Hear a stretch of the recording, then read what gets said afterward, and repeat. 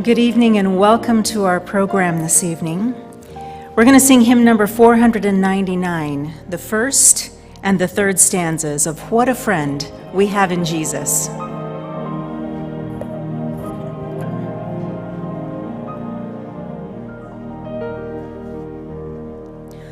What a friend we have in Jesus, all our sins and griefs to bear.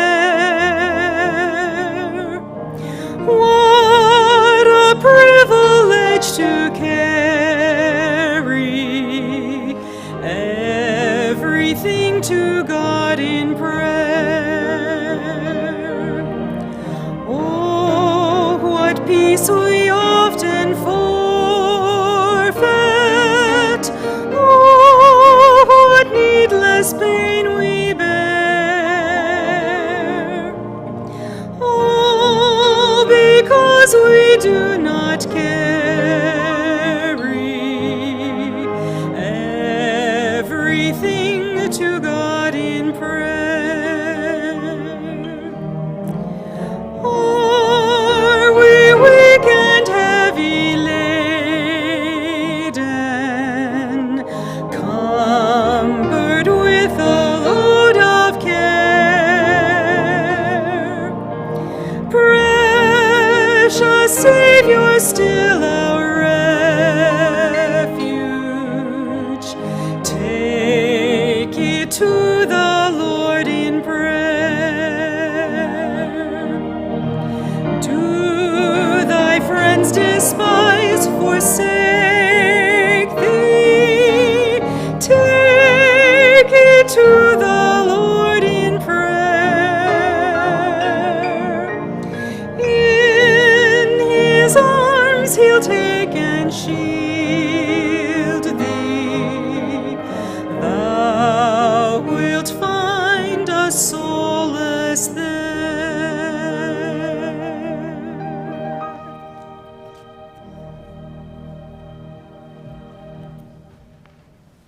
Thank you, Deborah and Mrs. Lipang. Good to see you.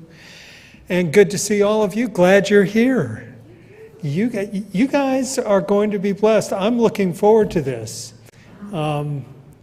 We have tonight with us Dr. Bryan Cafferky, and he is going to be helping us become better equipped in using tools that will improve our relationships. And they're not just any tools, though. They're tools that are Bible-based. And Dr. Cafferky started out as a pastor and then went to seminary and felt called to go into family ministry. And he's a family therapist and a professor and teacher at Loma Linda University. So we are blessed that he is here with us tonight. And I'm looking forward to it. Bryan's an old friend from a long time ago. Back around the year 2000, he and I got to work together at camp. And we enjoyed our summers on the lake at Camp Maivaden. So he could even give us a few pointers probably about sailing tonight if we asked him. So let's bow our heads though and ask the Lord to be with us, and then we'll have Dr. Cafferky come on up.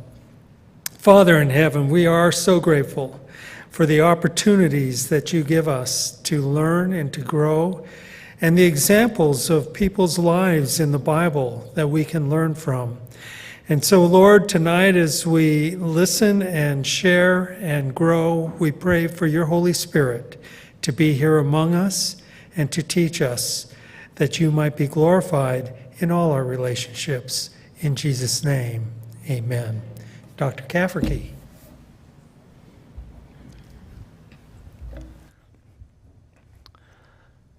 This is my favorite thing to do. I love talking about families. My favorite thing to do. And tonight I have something, hopefully it's going to be old and new together. We'll be looking at the family of Abraham in the book of Genesis, and we'll go through the whole story of the Abrahamic family. And hopefully, some of you are aware of what's happening in the family, but I'm hoping to show you some new things that you maybe didn't notice before. And we'll hopefully pick up some patterns that are passed down from generation to generation.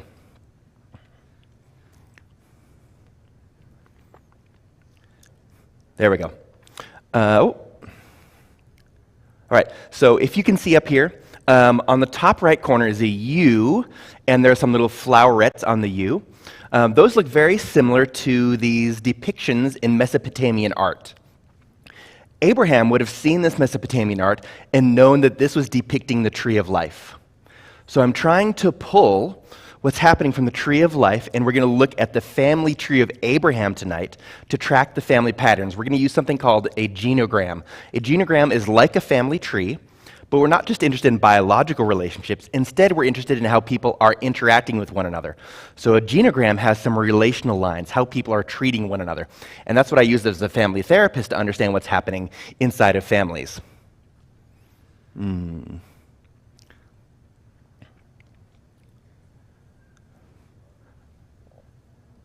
Not sure what's happening. We're working on it.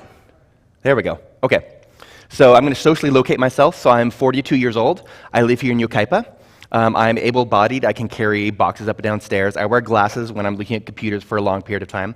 I'm a heterosexual male. I'm married. I've been married to my wife, Jenny, for 14 years. We have 2 daughters, both through IVF, in vitro fertilization. I teach at Loma Linda University. I've never worked for the military, though I have done research with the military, with the Air Force.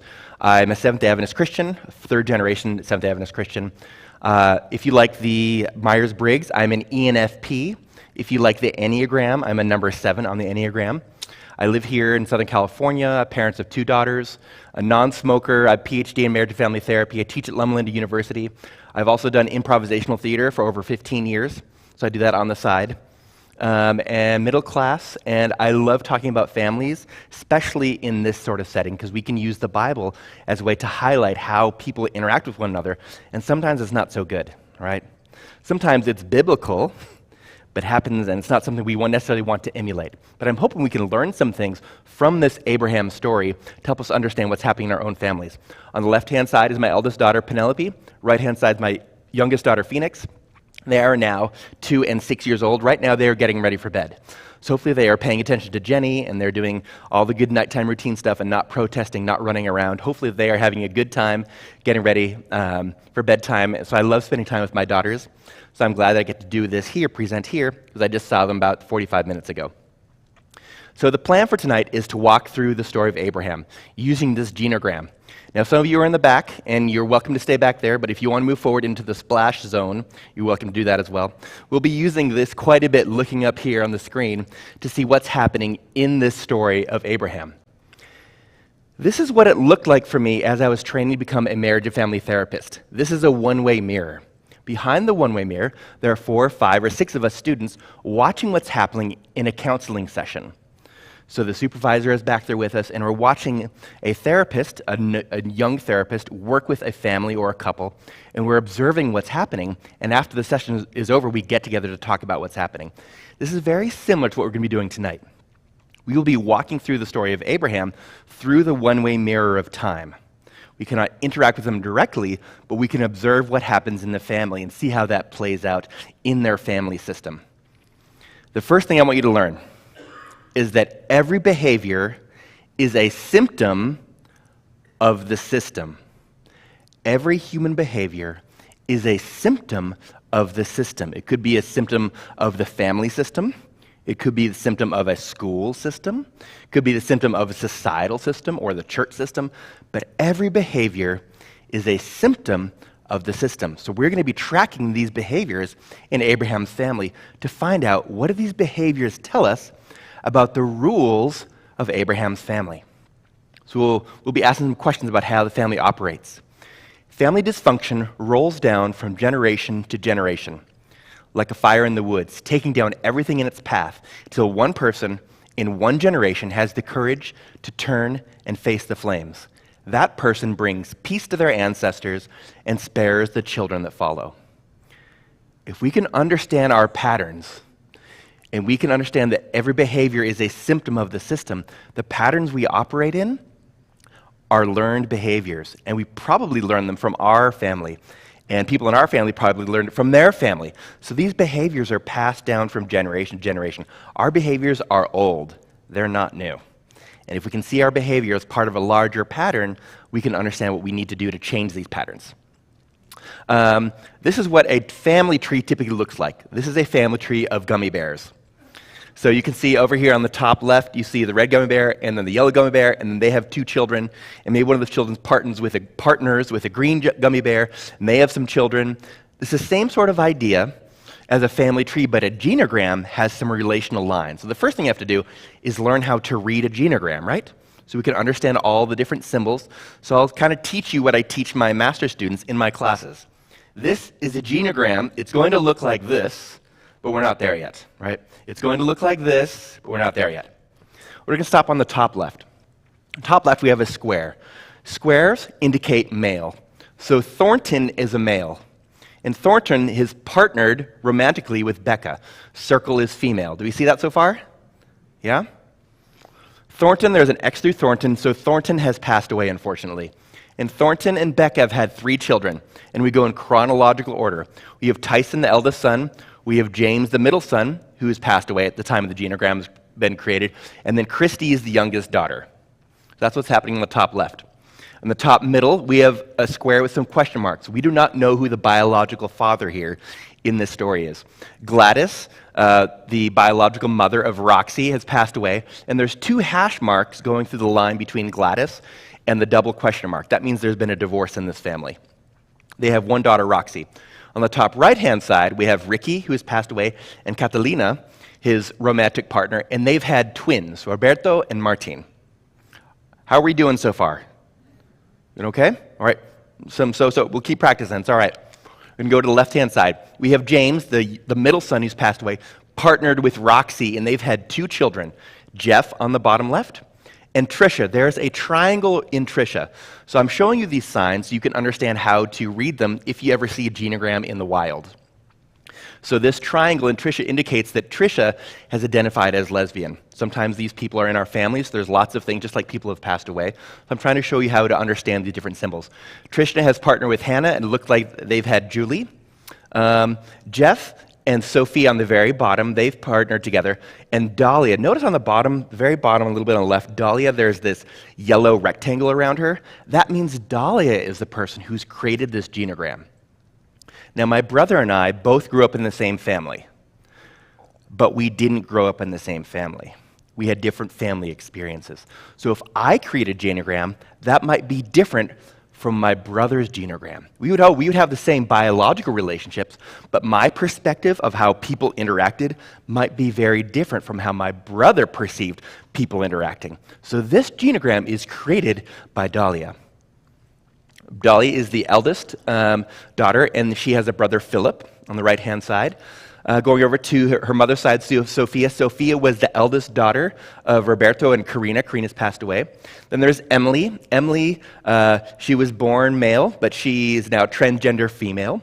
And then the youngest brother in that family, Damien, partnered with Lily. There's been a divorce between Damien and Lily, and they have a daughter, Berenice. All right, any questions about this so far before we go to the next screen? Because the next screen is going to be really exciting. Any questions moving forward? Yes? What was the what? The triangle. So Trisha and Hannah identify as lesbian. Oh, okay. Yep. Good. Any other questions about this? Are we going to get a copy or something of this quote so we can... Good question. I'm happy to share some of these slides with you through PDF, and I can share that with Pastor Elijah if you want to look at this. Happy to do that. All right. Any other questions before we move on? This is kind of like the structure of the family, and we're going to put some ornaments on in a real quick. The 2 dots between Roberto and Martin, so they come from this. So on the top right-hand side, Ricky and Catalina had 2 sons, and they are twins. So they came from the same time point. Good. Yep. Good questions. Any other questions? All right. It's Christmas time. We'll look at the legend first on the bottom left, and then we'll apply it to the family. So there's lots of different colors. We'll go step by step. So we have, on the left-hand side, under the legend, the very first one is a close relationship. Do you see that? So 2 parallel green lines indicates a close relationship. 3 parallel green lines means a fused relationship. Fused is not good. That means we're too close for comfort. We share the same emotional field. When I get upset, you automatically get upset. We're sharing too much space together. We don't have enough distance between one another. It's hard to know where I end and you begin. So fused relationship, some people might call this enmeshed. This would be an enmeshed relationship. A jagged red line means there's conflict between individuals. A jagged blue line with an arrow means there's some sort of abuse. So wherever the arrow is pointing, that indicates the individual is the recipient, the victim of the abuse. We have a dotted gray line. That means there's some emotional distance. And then finally, a dotted red line with some hash marks in the middle. This is emotional cutoff. Emotional cutoff means even though we're family members, I'm not willing to come to Thanksgiving if you're going to be there. Are they going to show up? If they're showing up, then I'm not coming. There's too much space between you and me. I can't handle it, meaning there was some conflict in the past, and one way that I try and resolve that conflict is I have this emotional cutoff between you and me, and so we're no longer in a relationship together. Okay, let's start applying this. Great. Is that third where there's 3 red lines and fused relationship? Is that like a codependent? That could be a codependent relationship. Yes, that could be codependency is one type of enmeshed relationship. Yes. Great. Okay, top left-hand side, we see that there is emotional cutoff between Becca and Thornton. There's a chance that they're not divorced, there's no double hash line between Thornton and Becca, but maybe they lived in the same house, but they were roommates. They didn't spend a lot of time with one another. They tried to avoid each other. So Becca was emotionally cut off from Thornton. She was also emotionally cut off between her and her eldest son, Tyson, and emotionally cut off between her and her middle son, James, but she was enmeshed with her daughter, Christy. So fused, codependent, enmeshed between those two. We look in the top middle. We see Gladys was the perpetrator of some sort of abuse toward her daughter, Roxy. And Roxy was she's a source of a lot of pain in this family. Roxy perpetrated abuse against Christy, which is her sister-in-law, toward her daughter Trisha, toward her son Jeff, and there's also a lot of conflict between her and the other side of the family. Some people might call Roxy a problem child, a black sheep of the family. But every behavior is a symptom of the system, right? There's a chance that Roxy never knew her biological father. There's two double question marks up there. There's a chance that the only playbook she had learning how to engage in relationships was given to her by her mother Gladys, who also perpetrated abuse towards her, which means maybe she is uncomfortable with close, safe, vulnerable relationships. If you've ever, during the wintertime, so right now, my daughter, when she goes into the bathtub, she has a different experience going into the hot water compared to the summertime. Why? Because when it's cold and she dips her toe or her foot into the bathtub, if we have 100-degree water and it's 60 degrees in the room, there's a 40-degree difference, correct? Between 60 and 100. So the water might feel extra hot when you're thinking about the difference in temperature. Whereas when it's summertime, when it might be 85 in our house, 85 to 100, it's only a 15-degree difference. What am I talking about here? People who are not familiar with a safe, vulnerable relationship might find that to be a little bit too spicy for them. They're used to distance. And once they engage in a relationship with someone that wants closeness and creates safety, that might be a little bit too much for them. So they try and push people away, either through conflict or perpetrating abuse towards them, because that's what she is used to. So, for Roxy, is it her fault that she's like this? Or is this just the family she grew up in? It's really easy to say she's a source of a lot of pain. Maybe she is just the symptom bearer of the larger family. Oftentimes there are individuals who become the symptom bearers of the family, who take on extra anxiety, and everyone points at them as the problem, but every behavior is a symptom of the system. And she's just following the rules she learned in her family of origin. On the right-hand side, we see that Ricky and Catalina are close together, that parallel green line, and their two sons, Roberto and Martin, were close before Martin passed away. We see that Roberto is close with Jeff, his son-in-law. So his first child was Sophia. Sophia partnered with Jeff, so there's a close relationship between Roberto and Jeff. There's a close relationship between Jeff and Philip. There's a close relationship between Sophia and Dahlia. So there's this crossing close relationship down here where Jeff has a close relationship with his son and Sophia has a close relationship with her daughter. There's some conflict between Dahlia and Philip. We also see some emotional distance on the left-hand side between James and Jeff. There's emotional distance between Jeff and Sophia. There's some emotional distance between Roberto and Sophia. And then there's some conflict on the right-hand side as well as some abuse and some emotional cutoff. So, what are some things you see up here that you might have some questions about? Because we're going to see some of this again.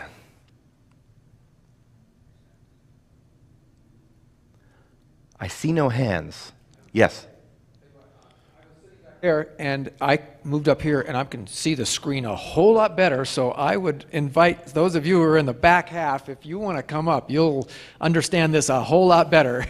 This really it makes a difference to get a little bit closer. So I'll give one more opportunity for the expensive seats up front. All right. They think they can see Okay, from back there's there. a question down here. Here we go. Great. So as far as Jeff is concerned, Uh-huh. he was abused. I mean, he was, Yes. abused. Yep. But Roberto showed him, I guess, love and acceptance. Good. And so then he was able to do that with Philip. Good, good. So now we're starting to see what's happening. Potentially that's the story, right? Potentially Jeff, he received abuse from his biological mother, Roxy, but he received some love and support from his father-in-law, Roberto, and maybe that allowed him to also have some connection with Philip. Because if you look at the previous generations, he had some emotional distance with his biological father, James. So where would he learn how to be close with his son? Maybe he learned that closeness from his father-in-law. Good, good. Anything else you observe here? Too much abuse. Too much abuse. There's a lot of abuse, right? There's a lot of abuse in our families. My family had some abuse. When I look at my larger family, there's a lot of abuse, and it's not only physical or sexual, sometimes it's emotional or psychological or religious.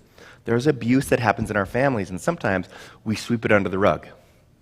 But there's a lot of abuse that happens in family, even in Abraham's family. Good. Anything else you observe? Oh, there's a hand back. There's a couple hands. Oh, I'm not There's one right here, real close to you, yeah. The other thing I noticed is when you break the cycle of the abuse or the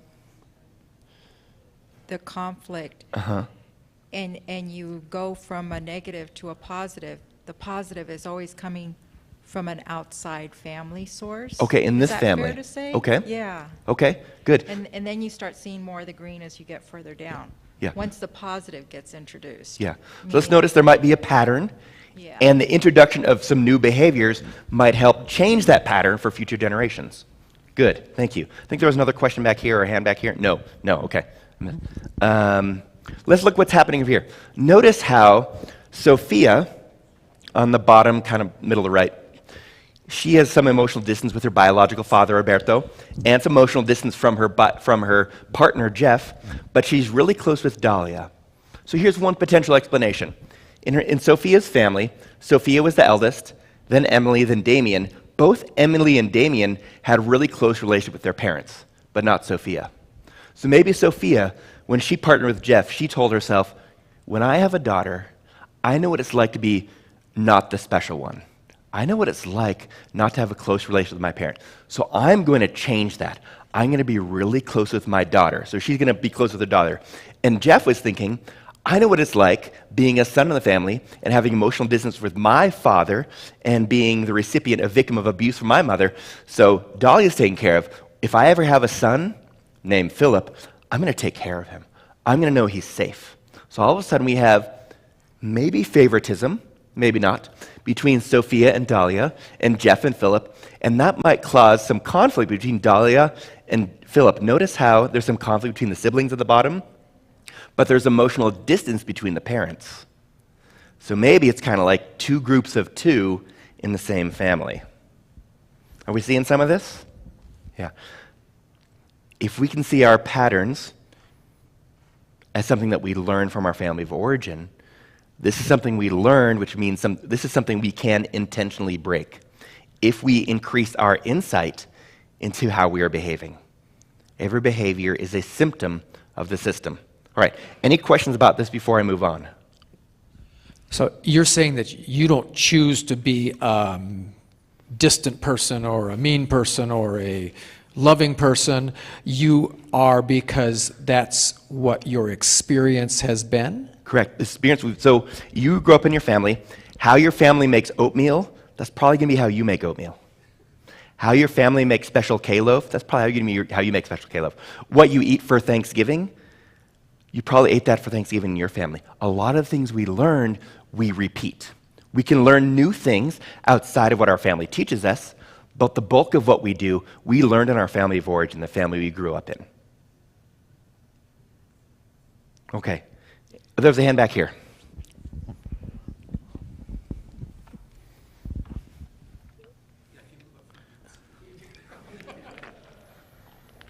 The view's better up here, huh? For Julie, Uh-huh. what do we consider about the male component of her genetics? We don't in know. that family. We don't know. How do we show that? We don't know. Because Dahlia created this genogram. Yeah. She doesn't know everything. There's a lot of things she doesn't know. A genogram is one person's perspective of what's happening. It's not a objective exercise, it's very subjective. If Philip created this, or Jeff or Sophia, this genogram might look quite different. It's all about one person's perspective of what's happening. Yes? How about extroverts and introverts? Is that learned or is that Good question. biological? Right, so is it nature versus nurture, right? Did we learn this? Is it in our genes? We know that there's definitely some nature, right? But there's a lot of nurture. There's so much nurture that affects the way we experience the world. Even if I'm an extrovert and you're an introvert, we are in the same family, we learn the family rules, we learn what's expected, we learn how to interact with each other and with other people outside of our family. We learn how to, what we're supposed to eat for Christmas, how we're supposed to celebrate birthday parties. So we're all part of the same rule book, even if there are some slight differences in character. There's a lot of things we learn that we repeat. So you're basically saying you're not born with a blank slate. Correct. You're born into a family that has very specific behavioral characteristics and rules in the family. If my brother and I were twins and we were separated at birth, and my brother grew up in a family that skis all the time at Mammoth, and I grew up in a family that always goes down to the beach, and I surf all the time in San Diego, we learn the rules of what we're supposed to do with our free time, right? He's going to become an excellent skier. He's going to know all about the slopes. And I'm going to know all about the waves and the ocean. So my whole life is going to be centered around what my family does for recreation at the beach. And his family is all about what do we do at the slopes. Very different perspectives of how we're supposed to spend our money, spend our energies, pursuing different hobbies. So all of that is learned in our family. Good. All right. Any other questions about this? Great, here we go. It will take every triggered nerve, every tremble in your voice, every butterfly in your belly, and every rejoicing ancestor for you to say, no, I'm not doing this anymore. If you recognize that you have a behavior that is a symptom of a system, and your behavior is part of a larger pattern, you have the opportunity to increase your insight about what that behavior is, and you can intentionally change and break your patterns. But you can't change those patterns or break those patterns unless you first recognize that they are patterns in the first place. Yes? But the patterns that I exercise, if it means yelling at each other, Yep. that's how you communicate. Right, and nothing is wrong, so why would I want to change it? Good question. Why would I want to change it, right? Especially if yelling gets me what I want. It gets other people to be quiet. The louder I get, the more power I have, the quieter other people are. Well, eventually, I might get sick of this, potentially, because all of a sudden, now I'm making all the decisions for everybody. I'm spending all my emotional energy making all the decisions for all the family, and I might get really sick of this. My least favorite thing to do is plan dinner. I don't like planning what dinner is. And if I was someone who yells and takes up a lot of space in the family, I might do that because I'm anxious and I'm trying to control the situation. So it's my anxiety that's leading me to yell, and oftentimes yelling is a fight, flight, or freeze response. So I'm feeling unsafe, I'm perceiving something is not safe, I'm not being respected, people aren't listening to me, things aren't going the way that they are supposed to. So I'm yelling in response. It's a natural biological response, and I'm guessing I learned how to yell from someone else in my family. And I'm guessing that person also learned how to yell from someone else in their family. So this yelling is old. The sins of the fathers. Correct. Okay. So I'm going to be using the terms stress and anxiety interchangeably today. Now, there is a difference between stress and anxiety. When I'm anxious, when I'm stressed, I know exactly what I'm stressed about. I'm stressed because on April 15, I'm supposed to do my taxes. As soon as I do my taxes, I feel so much better. I'm not stressed anymore. When I'm anxious, it's hard for me to put a finger on why I'm anxious. So when I'm stressed, I know exactly why I'm stressed. When I'm anxious, I don't know why I'm anxious, and I might continue to be anxious even after I've completed a big task. But stress and anxiety show up in my body the same sort of way. Physiologically, I experience stress and anxiety in virtually the same way in my body, and I have the same sort of responses I do to stress and anxiety. So I'll be using those interchangeably, even though there is that subtle difference. With stress, I know why I'm stressed. When I'm anxious, I can't tell why I'm anxious. We pass on stress and anxiety in our relationships. In fact, the biggest challenge that families have is how do we manage anxiety that comes our way? What are the rules in our family about how to resolve conflict? What do we do when bad things roll at us in life? How are we supposed to respond to those? And each family has their own rules about how to respond. Some families fight and yell. Other families sweep it under the rug. Other families move to addiction. Other families isolate. Other families get in other people's business. Each family has their own rules about how they handle the anxiety that flows down the mountain. So the focus tonight, I'll be trying to figure out what are some of Abraham's family rules. How do we figure this out? By watching the behaviors. Because every behavior is a symptom of the system. Ooh, I like this. This is good, good. So what are the intergenerational patterns of behaviors? This is just a fancy word for what are the patterns that are passed down and repeated from generation to generation? How do people handle anxiety and tension in this family? How do they experience prejudice and discrimination? And how are they prejudiced and discriminate against others? Who are the villains? Who are the heroes? Because Roxy was a villain potentially in the previous genogram we looked at. But was she really a villain? We'll look at this. And first question, does anyone know in the book of Genesis where the story of Abraham begins? Anyone have a guess? I don't have any treats or prizes to give you. The end of Genesis 11 and then mainly 12. Thank you. Oh, bless you. What is your name? Hope. Thank you. Most people say it starts in Genesis 12. That's the call of Abraham from God. But it actually starts in Genesis 11. And this is very, very important. Yes, because when we're looking at how the story begins, the narrator, as he tells this story, wants us to understand at the very beginning what's happening in the story. And the story does not start with God calling Abraham. It starts with something else. Prejudice, real quick, if you don't know what prejudice is, this is a preconceived judgment or emotions, which are usually negative and based on some biased or partial information or lack of firsthand experience with another person or another people group. This is partial knowledge about another person or people group. We are prejudiced against them.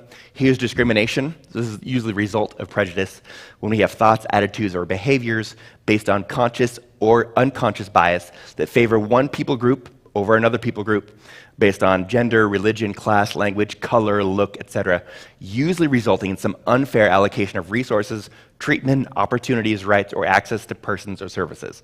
So Abraham's family experienced prejudice and discrimination, and they also were prejudiced and discriminated against others. So we'll talk about this as well as we look at the family tree. Here we go. This is the beginning of our genogram. We'll start here. I know there's some other people mentioned in Genesis 11, but we need to be able to fit it all in one slide at the very end of this program. So we're going to start here with Abram and Sarah. Genesis 11, at the very beginning, the narrator wants us to know that Sarai was barren and she had no child. Before we learn she is beautiful, we learn she is barren. Before we learn that she is actually Abraham's half-sister, we learn she cannot have children. This is the baseline. There's a couple, and they cannot have children. This is how the story starts. Significant infertility dates. So my wife and I both experienced infertility. We've had some losses, and we had to pursue IVF to have our 2 beautiful daughters, but not everyone has had this opportunity. And infertility can be really challenging for couples as they're trying to navigate this. There are several days here, especially the holidays, which we just finished, which can be really challenging for individuals who want to have children, but were not able to have children. And this is the situation that Abram and Sarai are facing as the story begins. Infertility, or as it's called in the Bible, barrenness, infertility is disease or condition of the reproductive system, often diagnosed after a couple has had 1 year of unprotected, well-timed intercourse, or if the woman has suffered multiple miscarriages and the woman is under 35 years of age. The Bible, in Genesis, never mentions miscarriage. But we know that they were barren and could not have children, so I would not be surprised if they experienced miscarriage during this time. If a woman is over 35 years old, it is diagnosed after 6 months of unprotected, well-timed intercourse. Currently, we know the statistics. Currently, 1 in 8 couples have trouble getting pregnant or sustaining pregnancy, and 1 in 4 women will experience a miscarriage in their lifetime. And as the story begins, Abram is 75, Sarah is 65. So they are older, right? So, and they still don't have children. And that was like priority number 1 when you start a family. You want to have children. So these 2 individuals, they were not able to have children. On the left-hand side is the ancient Near East. There's some stigma about barrenness. On the right-hand side is more Western world, current day. Left-hand side, there's open stigma about women who were not able to bear children. It was more of a community issue. We need to have children to grow our family, to grow our community. On the left-hand side, women could not inherit their own land. They were dependent on their partner or their sons for survival. Having children secures my survival in the future. And if someone is barren, it's usually the woman's fault. If you're infertile or barren, try surrogacy. That was their option. And if you want to have 5 children, plan for 10. Because not every child is able to make it past age 2. We know that. So barrenness is painful and traumatic. On the right-hand side, there's isolating stigma as well. It's more of a private issue now in today's culture. People usually don't talk about infertility very much. Women can inherit and own their own land currently, at least here in America. Having children is more of a personal preference, but sometimes pressured from outside family members. It's both a female problem or a male problem, or both, or unexplained. We have awesome science, and sometimes science cannot explain why it is that 2 people are not able to have a child. If you're infertile, you can choose surrogacy or IVF. We have new amazing medical marvels. My 2 daughters were both frozen at one point in time for several weeks. They were frozen in embryos. And now they are 2 beautiful girls, and that is absolutely amazing to me. If you want 2 children, ask science to help you. But it's also painful and traumatic. All right, here we go, the call of Abraham. Now, I want you to think about this call of Abraham in terms of what's happening with the couple at this point in time. There's barrenness. I want you to look at the underlined section of the call of God when he's calling Abraham. Listen to what he's pointing to. Go forth from your country and from your relatives, from your father's house, to the land which I will show you. I will make you a great nation. I will bless you and make your name great. So you'll be a blessing, and I will bless those who bless you, and the one who curses you will curse, and you, all the families of the earth will be blessed. So what are the 2 things that God talks about quite a bit? Families and the land.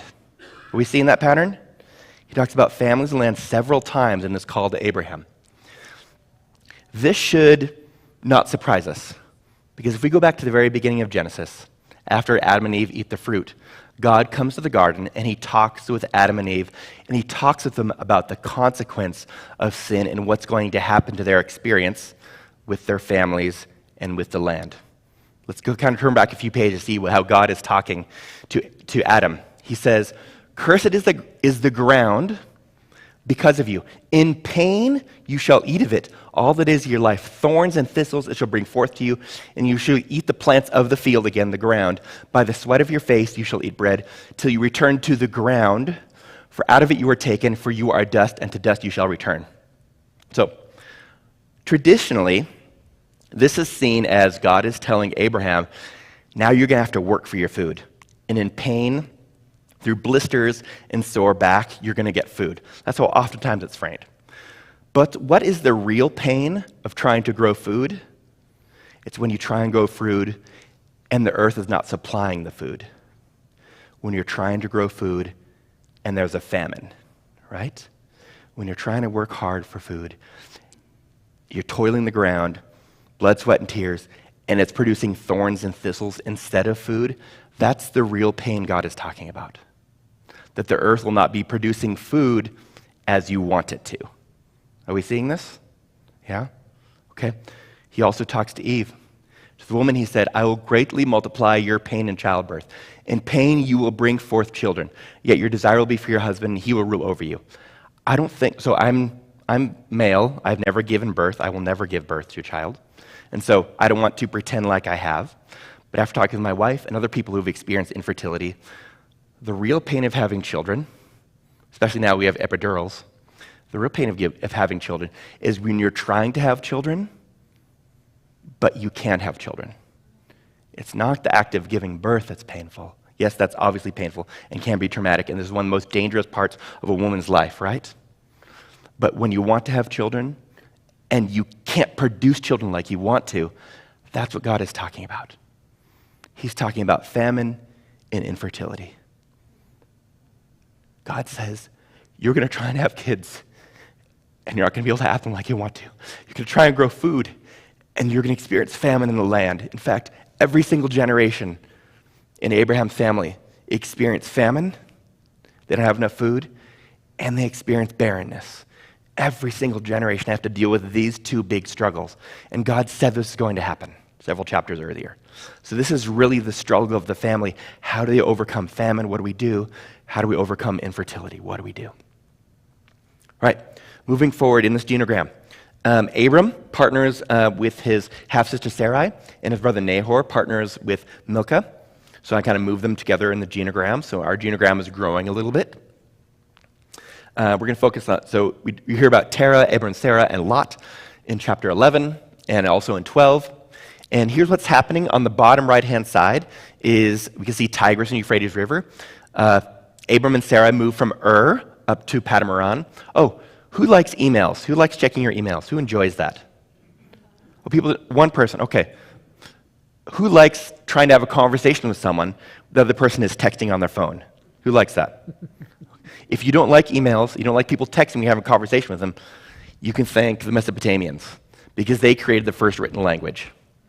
So over on this right-hand side, this is Ur is actually a metropolis, a cosmopolitan center of science and wealth and technology. You ever heard the phrase, I don't want to recreate the wheel? It's because they created the wheel in the first place.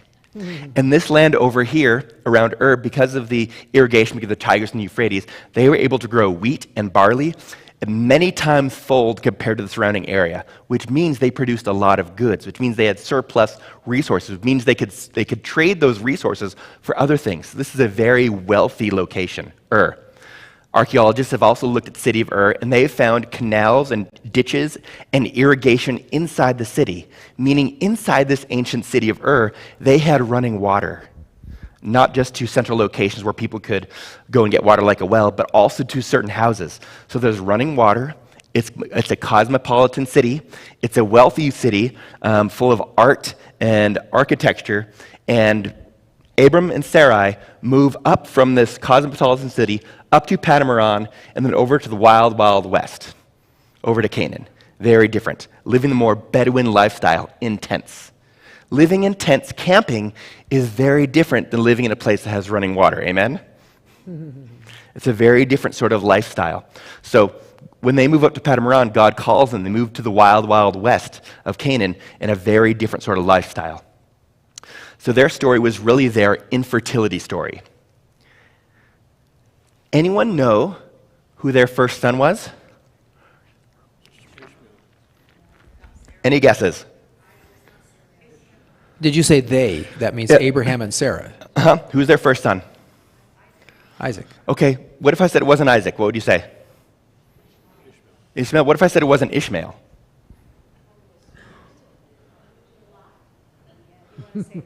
Their first son was adopted, Lot.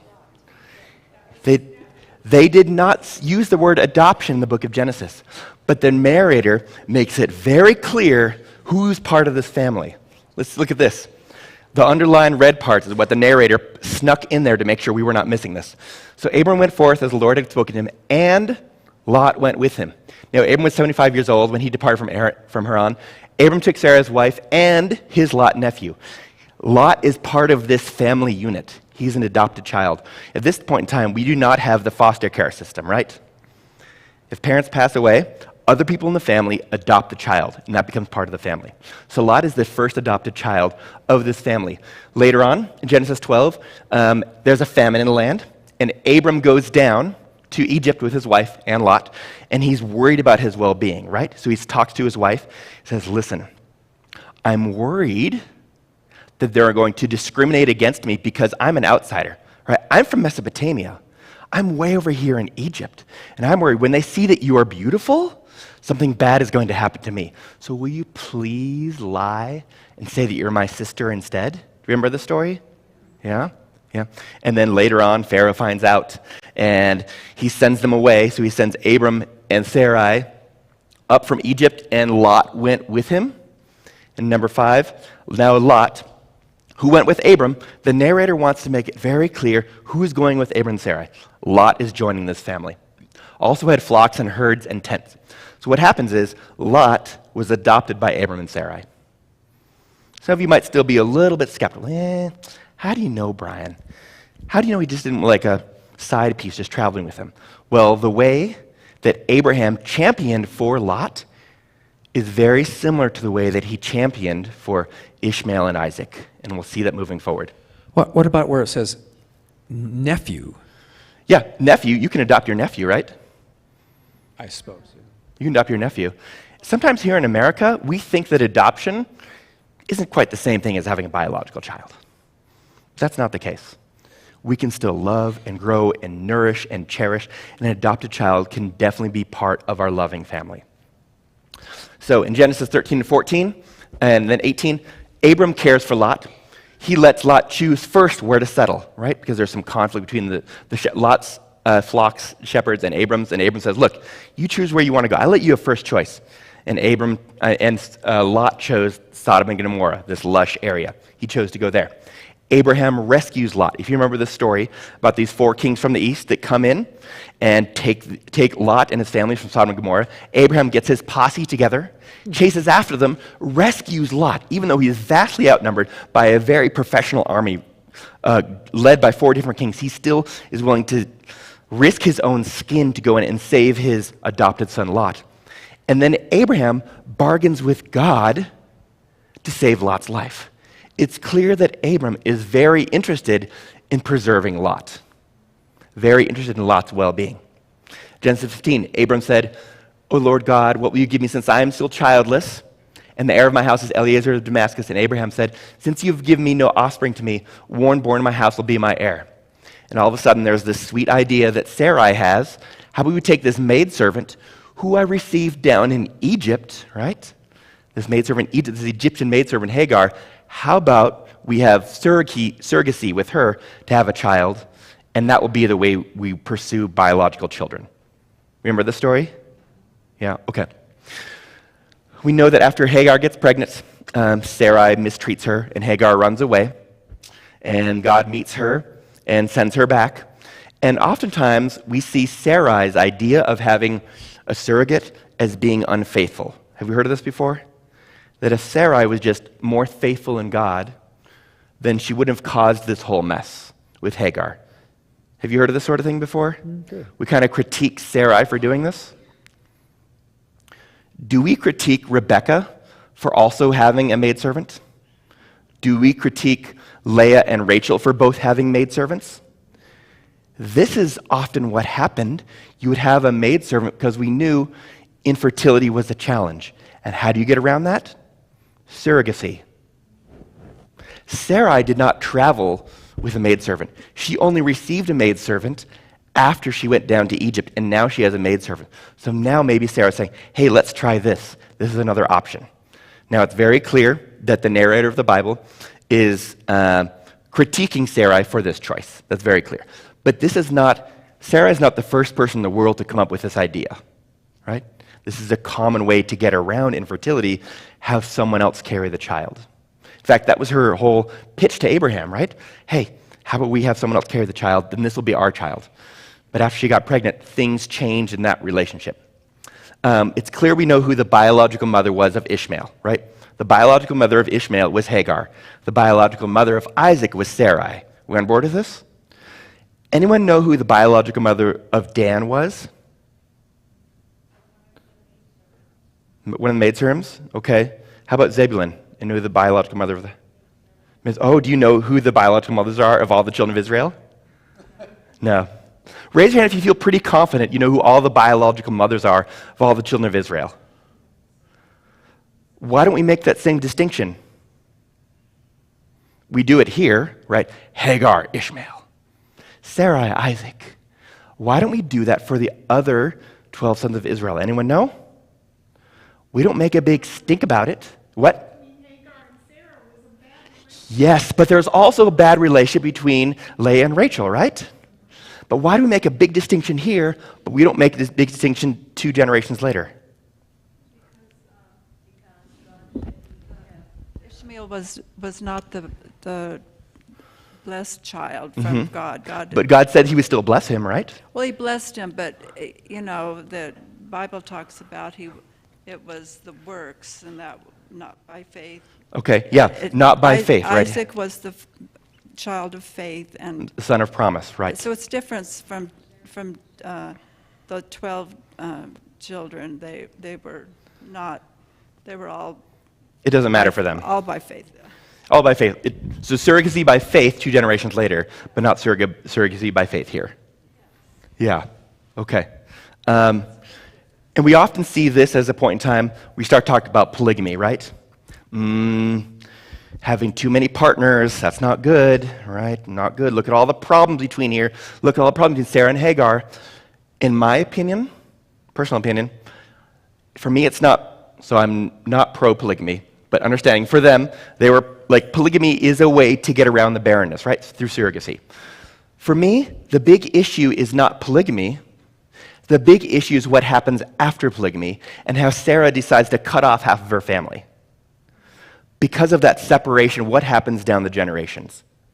The discord between Isaac and Ishmael. And it's still going on right now, right? Very present. If they could have worked it out, Isaac could have had a bigger brother. Ishmael could have worked with the younger brother. Maybe they could have gotten along better, and we would not have this split that has rippled down through generations. So for me, the unwillingness to resolve the conflict, that's the big challenge here, not the polygamy. Because if she could have resolved the conflict, maybe they could have gotten past some of this. The best thing would have been never to let it happen at all, God. Potentially, but what if surrogacy is a common thing that happened? Right? Then it seems like you have to blame Sarah for, I mean, you can blame Sarah for the polygamy, you can blame Sarah for her response to Hagar, right. and some... She's to blame, right? Right, she's the one to blame, right? Every behavior is a symptom of the system. And the system solution in the culture when there's barrenness is to find a surrogate. So she's using what's happening in the system, and Abram agrees to it. So let's blame Sarai, not blame Abram, who put his wife in a compromised situation down in Egypt in the first place. He's abolished, he's okay. But look how Sarai messed this up. Right? Okay, let's keep going. So if you're interested, here's how the 12 sons of Israel comes out, who the biological mother is, if you're interested in memorizing this. So Bilhah is the mother of Dan and Naphtali, and Zilpah is the mother of Gad and Asher. Those are the handmaidens, concubines. Okay, so what's happening? Hagar is heading home. God tells her to go back. Hagar gives birth, and Sarai is not mentioned as being present. It's very clear. Sarai is sending a clear message. I had this idea that you carry my baby, but that is not my baby. There's some emotional cutoff there. She's not participating in this at all. And perhaps part of this is because of the prejudice and discrimination. Hagar is Egyptian. Sarai from Mesopotamia. There are some cultural and maybe even religious differences occurring in this family, which makes the polygamy more challenging, right?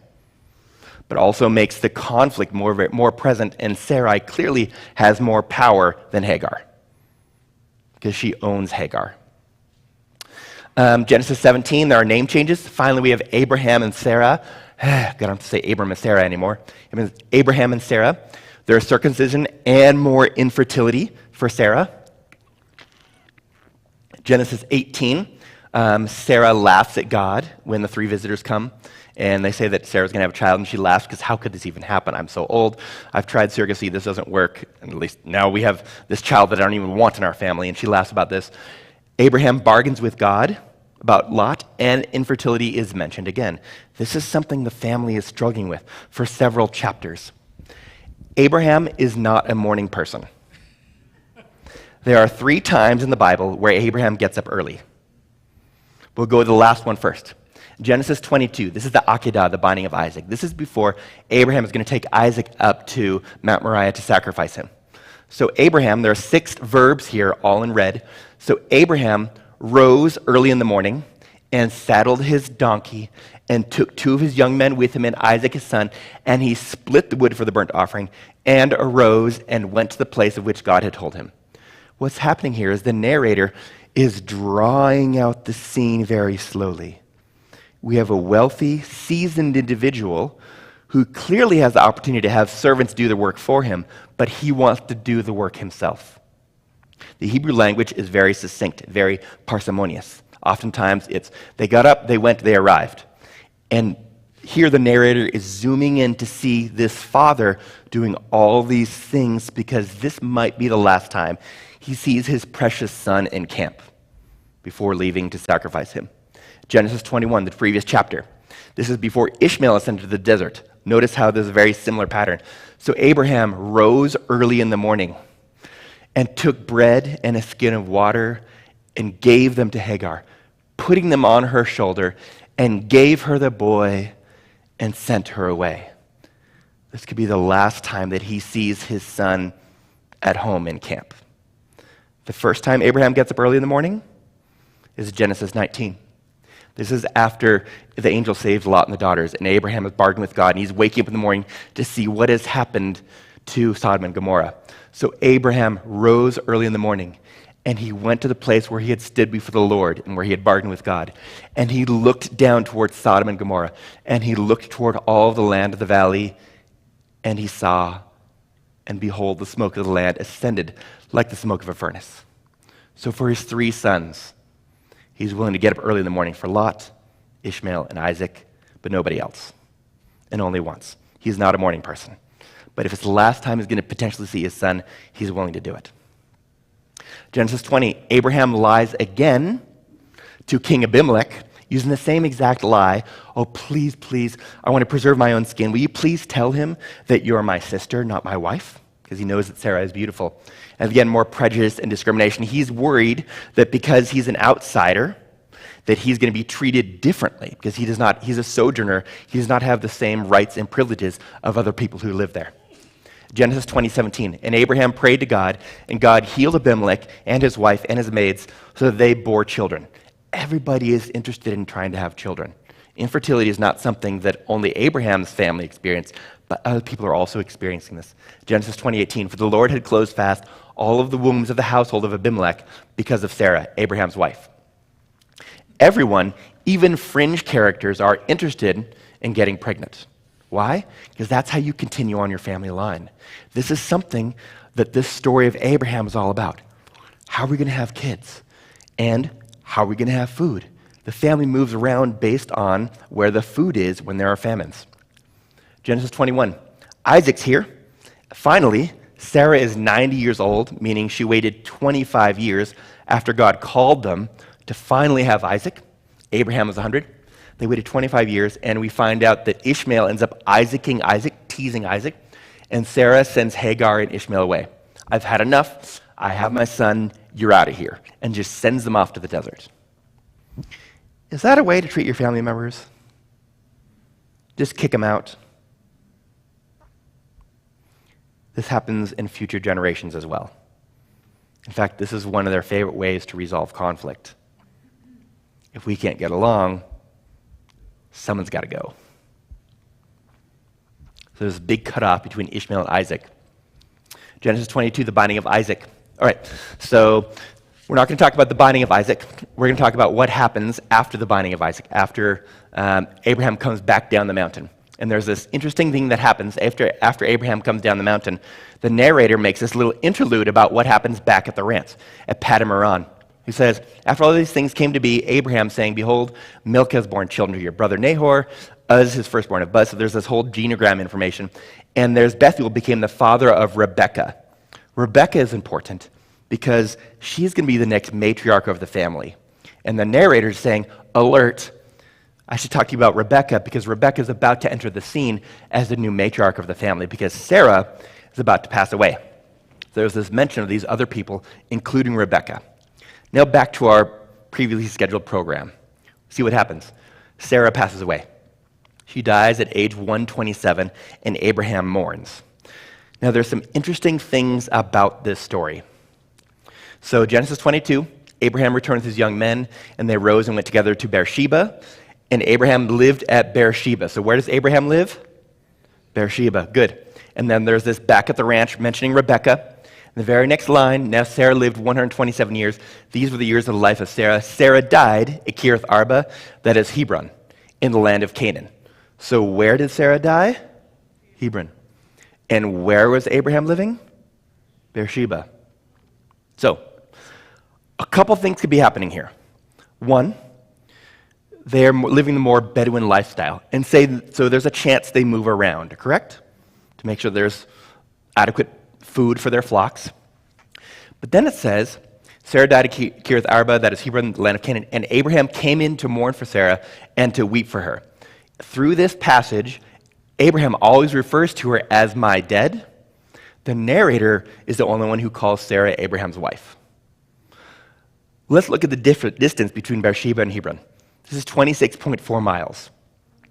So they move quite a bit. So there's a chance that we're just moving around, and this is just the last mention of where Abraham was living and then where Sarah passed away. There's a chance they all moved around together.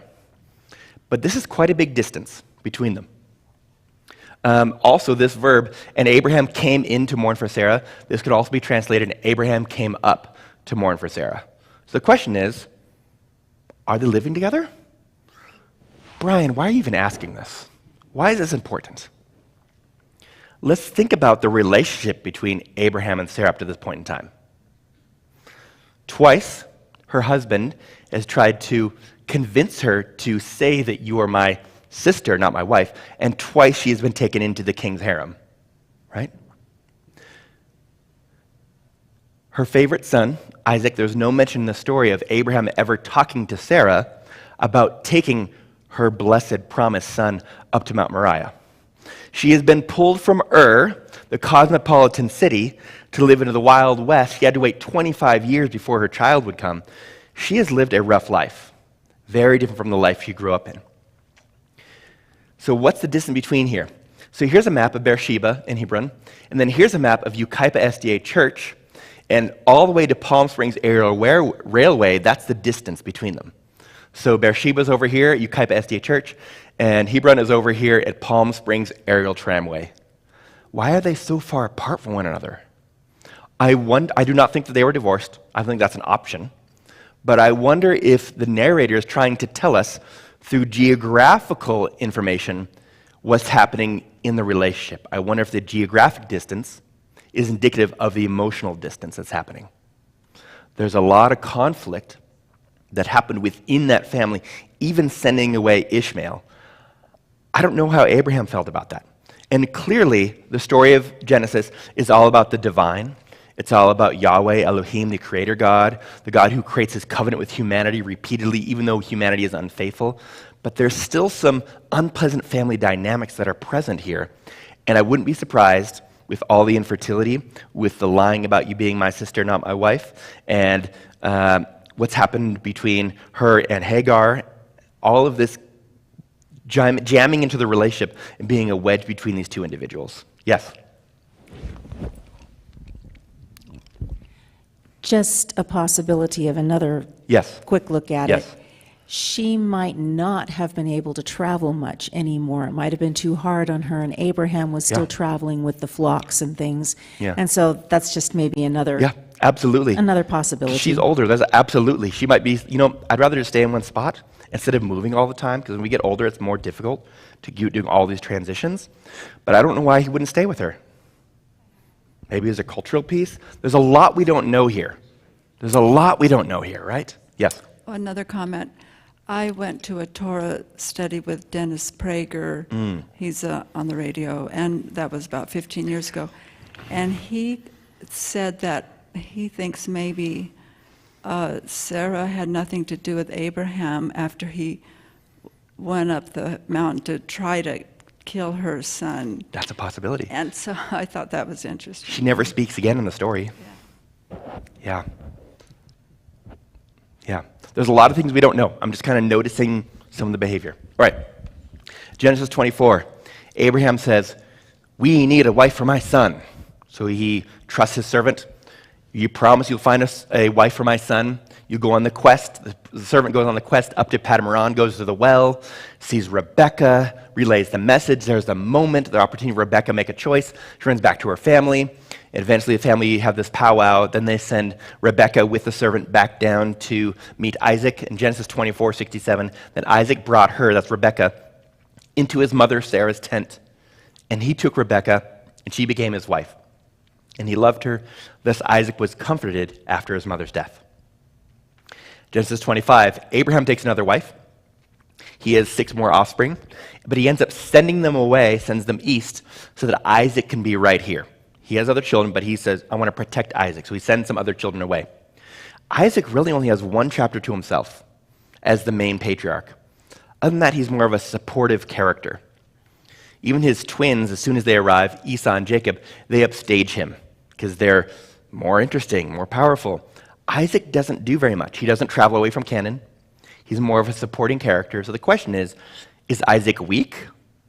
Is he passive? Is he milquetoast?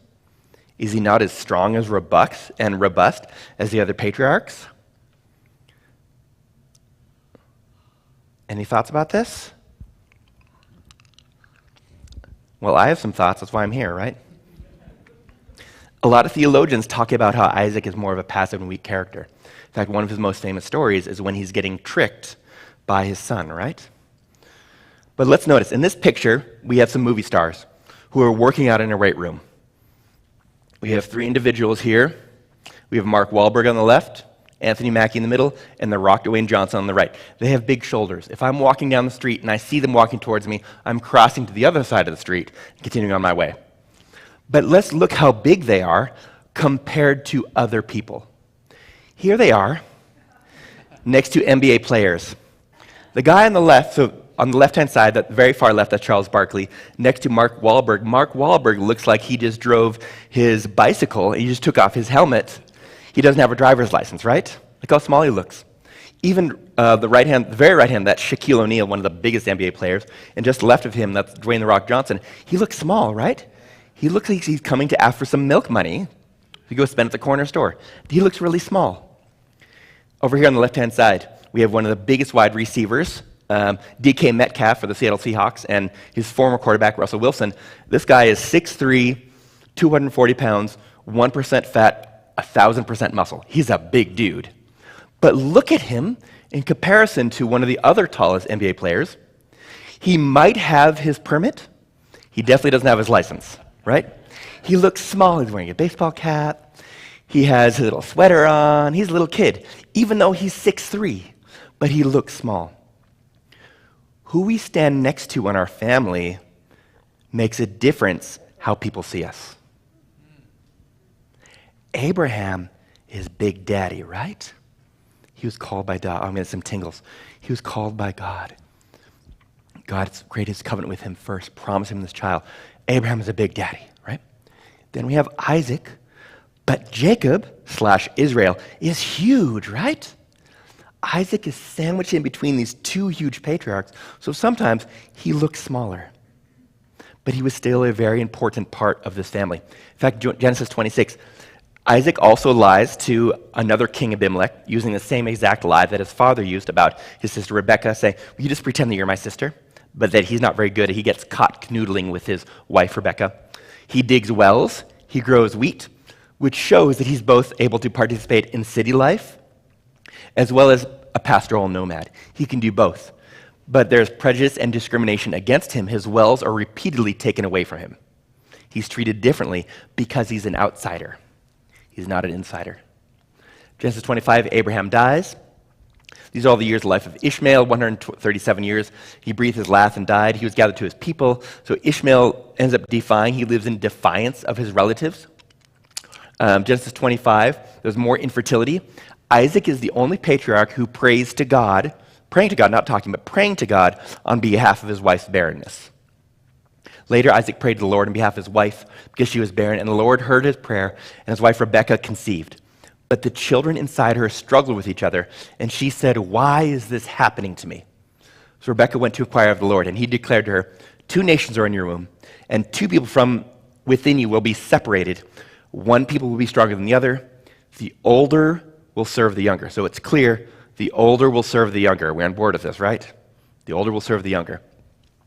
If you have your phones, if you have a smartphone, and you want to look at this QR code, this is a picture of two babies who are actually struggling in utero.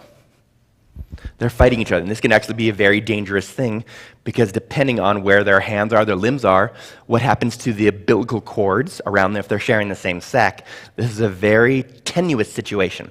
And this might have been what was happening with Rebekah. Because the verb is they are wrestling with one another. They are fighting with one another. Very dangerous situation for her. So here we are, down at the very bottom. Finally, we have Esau and Jacob, the promised twins. Oh, good, we're here. We're here finally. Genesis 25, it's clear the parents have favoritism of which child they like. When her time came to give birth, they were indeed twins in her womb. The first one came out red, covered with hair like a fur coat. They named him Esau. After this, his brother came out grasping Esau's heel, so he was named Jacob. And Isaac was 60 years old when the twins were born. So Isaac had two twins before his mother was ever called by God, because Abraham and Sarah left when they were 75 and 65 respectively. Isaac has kids before his parents ever did. When the boys grew up, Esau became a skillful hunter, a man of the field, while Jacob was a quiet man who stayed at home. He knew how to run the tents. Because Isaac had a taste for wild game, he lived Esau. You know who else was a good hunter? Nimrod. I'm thinking about closer to the family. Ishmael. His older brother Ishmael was a good hunter. I wonder if there's something here about knowing his brother was a good hunter, and now I have a son who also shows this propensity for being a skillful hunter and enjoying that piece, because I didn't get to experience that piece very much with my brother. But Rebekah loved Jacob, so there's some favoritism in the family. Sometimes I wonder what it would have been like to be a therapist working with this family. There's this famous story of Esau coming in from the fields, and he's famished. He's famished, and he's so hungry. And Jacob decides to engage in some sort of, I'll call it extortion, to get the birthright from his brother. And this is often seen as, well, Esau didn't care about his birthright, right? In fact, the narrator even says that sort of thing. "Swear to me first," Jacob said. So Esau swore to Jacob and sold him the birthright. Then Jacob gave him some bread and some lentil stew to Esau, who ate and drank and then got up and went away. Thus, Esau despised his birthright. The question is, did he despise it before that event or after that event? We often say Esau is this red, hairy hunter man. Ooh, hunt food, me red. And not thinking about long term, not very smart individual. As if this story is a critique on Esau. I think this story is a bigger critique on Jacob than Esau. Here's why. One of the main virtues at that time was hospitality. There were no Holiday Inns or Best Westerns. There were no McDonald's or Taco Bell. If you're going to travel, you had to rely on the hospitality of friends and strangers and neighbors to survive. We're on board with this, right? So here comes his biological twin, who's hungry, and he comes into camp. And when you're cooking for the camp, you don't make Kraft macaroni and cheese single. You don't make cup of noodles. You make a big pan of lasagna. So either Jacob has just pulled out a big pan of lasagna and other people are about to eat, or all the people have already eaten and these are the leftovers. Either case, I'm sure he did not charge everyone else the same amount of give me your birthright for a piece of the lasagna. So Jacob is not even hospitable towards his biological twin. In fact, this smells to me of routine. Brother goes out, he hunts. He doesn't plan, he comes back, he's hungry, he gets some food. So Jacob, why is Jacob there doing this with his brother? Where's everyone else? Jacob is trying to take advantage of his brother.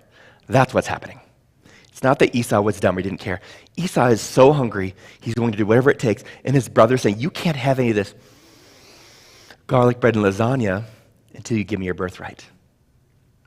And I wonder, Esau liked to hunt. He's the eldest son, so he would have the responsibility of caring for the family after his father passed away. But he likes to hunt, right? He's a nomad. He likes to roll up his sleeves and go rogue. I wonder if he didn't even want to be the eldest born son, having that extra responsibility, because then he can't go hunting whenever he wants to. Whereas Jacob is a man of the tents. He knows how to run everything. He knows how everything works together. This is what Esau is giving up. On the left-hand side is what happens if there are 10 sons. You have the firstborn who gets his piece, and he gets the birthright. So the firstborn son in the blue on the left-hand side, he gets his own piece plus the birthright. Then everything that's left is divided amongst the remaining sons. So he gets double portion, and everyone else gets single portion. On the right-hand side, what happens when there's twins? Esau gets his portion and the birthright, and Jacob gets whatever's left. So Esau has 2/3 of the inheritance. Jacob has 1. So Jacob is saying, if I give you this lasagna, I get 2/3 of Dad's inheritance, and you get my 1/3. So Esau is giving up a lot. This is not hospitality. Genesis 27, Jacob's deception and Isaac's hesitation. This is when Jacob is dressing up to try and deceive his father, pretending like he's Isaac. He puts on the goat skin, and he comes in with the food his mother prepared. And Isaac has all these hesitations. Who are you, my son? How is it that you have it so quickly, my son? Please come close that I may feel you, my son, whether you are really my son Esau or not. The voice is the voice of Jacob, but the hands are the hands of Esau, so hairy. Are you really my son Esau? Please come close and kiss me. Smells him, my son. When he smelled his garments, he blessed him. So Jacob is also taking advantage of his father. So Jacob is someone who's willing to take advantage of his brother and his father. This is not hospitality. And this has major consequences for the family, right? What happens after this? Anyone know? He's sent away. He's sent away. Why? Because his brother wants to kill him. And this is the last time he's going to see his biological mother, correct? Major consequence for the family. Yes? Are we going to put this all on Isaac or Jacob? His mom was good, overpowering in this situation. Good. And we're going to talk about that tomorrow when we talk about triangles. The triangle between Rebekah and Jacob and Isaac, that triangle is vicious. Vicious. Absolutely. We'll definitely be talking about that. We're putting in that culture, did you obey your elders? Which elder did you obey? The father or the mother? Is it a patriarchal system or a matriarchal? It's patriarchal, except when you look at Rebekah's family, it's more matriarchal. We'll look at that story tomorrow. Every behavior is a symptom of the system. What she's doing, she learned in her own family of origin. And her and Laban are actually pulling from the same playbook. And she passes this playbook as a precious family heirloom onto her son Jacob, and Jacob also knows how to be manipulative. The blessing that Jacob received from his father Isaac, so now he has the blessing and the birthright. He swindled his brother out of the birthright. He deceived his father for the blessing. This blessing is about God's blessing of prosperity, which includes the idea of fertility. Thus, the father's blessing is related to the chance of future progeny. Whew, here we are. It's been a while since we looked at a genogram. Jacob runs away over to Laban, who's the brother of Rebekah, right? Brother of Rebekah. Esau, after he found out that his brother deceived his father, he's mad and he says, I'm going to kill my brother. He's hell-bent. I'm going to use that word because that's what he was ready to unleash on his twin brother, because his twin brother has manipulated him and now lied behind his back. He is someone who's deserving of punishment. So Esau is ready to mete out that punishment. Jacob goes back to find a wife. He sleeps on a stone. And Jacob meets tender-eyed Leah and beautiful Rachel. He gets tricked. In fact, he gets two wives for the fair price of 14 years of labor. Let's look at this. So there's a lot of lying that happens in this family. And all these lies seem very similar. Abraham lies to Pharaoh saying, "This is my sibling, my sister." Why? To save his own skin. Again, Abraham lies to Abimelech. "This is my sibling, my sister." Why? To save his own skin. If it's good for the goose, maybe it's good for the gander, because Isaac also lies to Abimelech, saying the exact same thing. "Me too. This is my sibling." Why? To save his own skin. Jacob, prompted by Rebekah, lies to his father. "I am my sibling, and here is his skin." Leah, prompted by Laban, lies to Jacob. "Me too, I am my sibling Rachel, and here is my skin." They're not very creative, right? All their lies have to do with siblings, because who you are in the family really matters. People see you different if you are someone else. And sometimes these people in the family are trying to take advantage of their sibling's position. So what happens is, Jacob comes in, he works 7 years for Rachel, right? He gets tricked, he marries Leah. There's 1 week of a bridal week. He talks with his father-in-law. His father-in-law says, "Okay, I'll let you marry my other daughter, Rachel, as well." He marries Rachel, and then he works another 7 years. So how many years did he work for Rachel? 14. How many years did he work for Leah? None. Right? It's very clear who he favors, right? Very clear who he worked for and who he did not work for, right? There's very different attention paid to both of his wives. But God still blessed tender-eyed Leah. Reuben, she named her son Reuben, and all of these sons that she birthed have specific names, have specific meanings. So Reuben means, "Because the Lord has seen my affliction, surely now my husband will love me. Simeon, because the Lord has heard I am unloved, he has therefore given me this son also," trying to gain her husband's love. Levi, "Now this time my husband will become attached to me, because I have borne him 3 sons. So this is the story of the distance between her and her husband, right? Finally, she shifts because her husband is unwilling to care for her, unwilling to love her. Judah says, "This time I will praise the Lord." Gad says, "How fortunate." This is through Zilpah. Again, Asher, "How happy I am through Zilpah." Here's Issachar, "God has given me my wages because I gave my maid to my husband." Zebulun, "God has endowed me with a good gift. Now my husband will dwell with me because I have borne him 6 sons. So again, even at the end, she's really wanting to have some affection from her husband that she's not receiving. In fact, in Genesis 30, I call this the chapter of infertility wars. We have some conflict between Leah and Rachel with regard to mandrakes.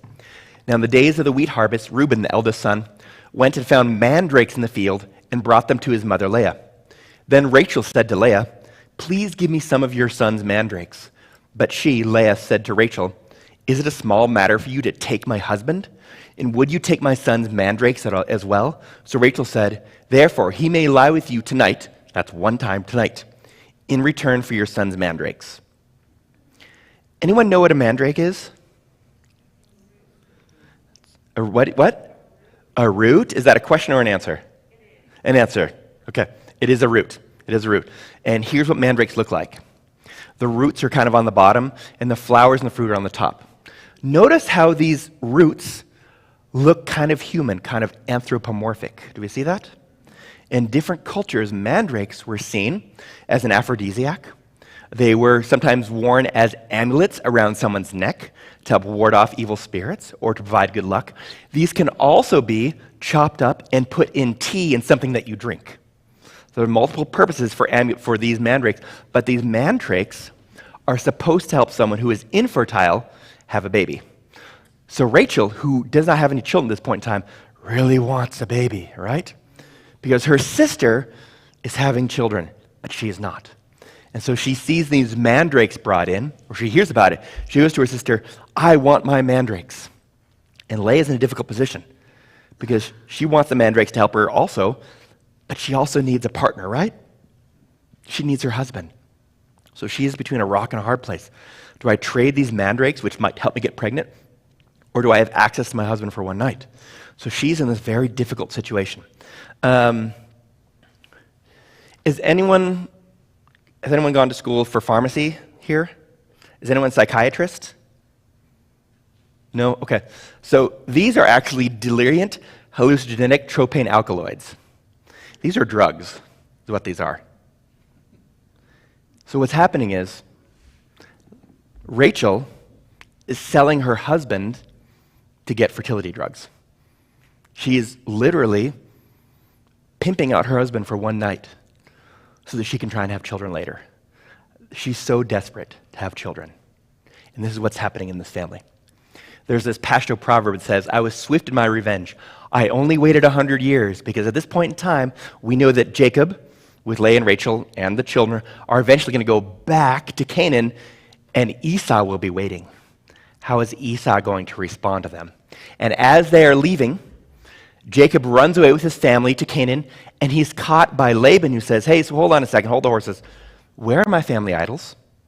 Someone took my family idols. And if you remember the story, Rachel is in her tent, sitting on a camel saddle, and Laban comes in to search for the family idols. And Rachel says, I'm sorry, it's my time of the month, you can't come in here. So Laban says, okay, I won't go in there, but she's sitting on the family idols. And Jacob swears up and down, I don't know where these idols are, you can check all over the camp. And I wonder if Jacob really didn't know where they were, or if he was just playing along. This isn't the first time someone in the Bible, like Peter, swore up and down that he didn't know something. In fact, later on in the story, there's another mention of these family idols, and there's no mention of Jacob going, what? You had these all the time? It doesn't seem like he's surprised by this. Yes?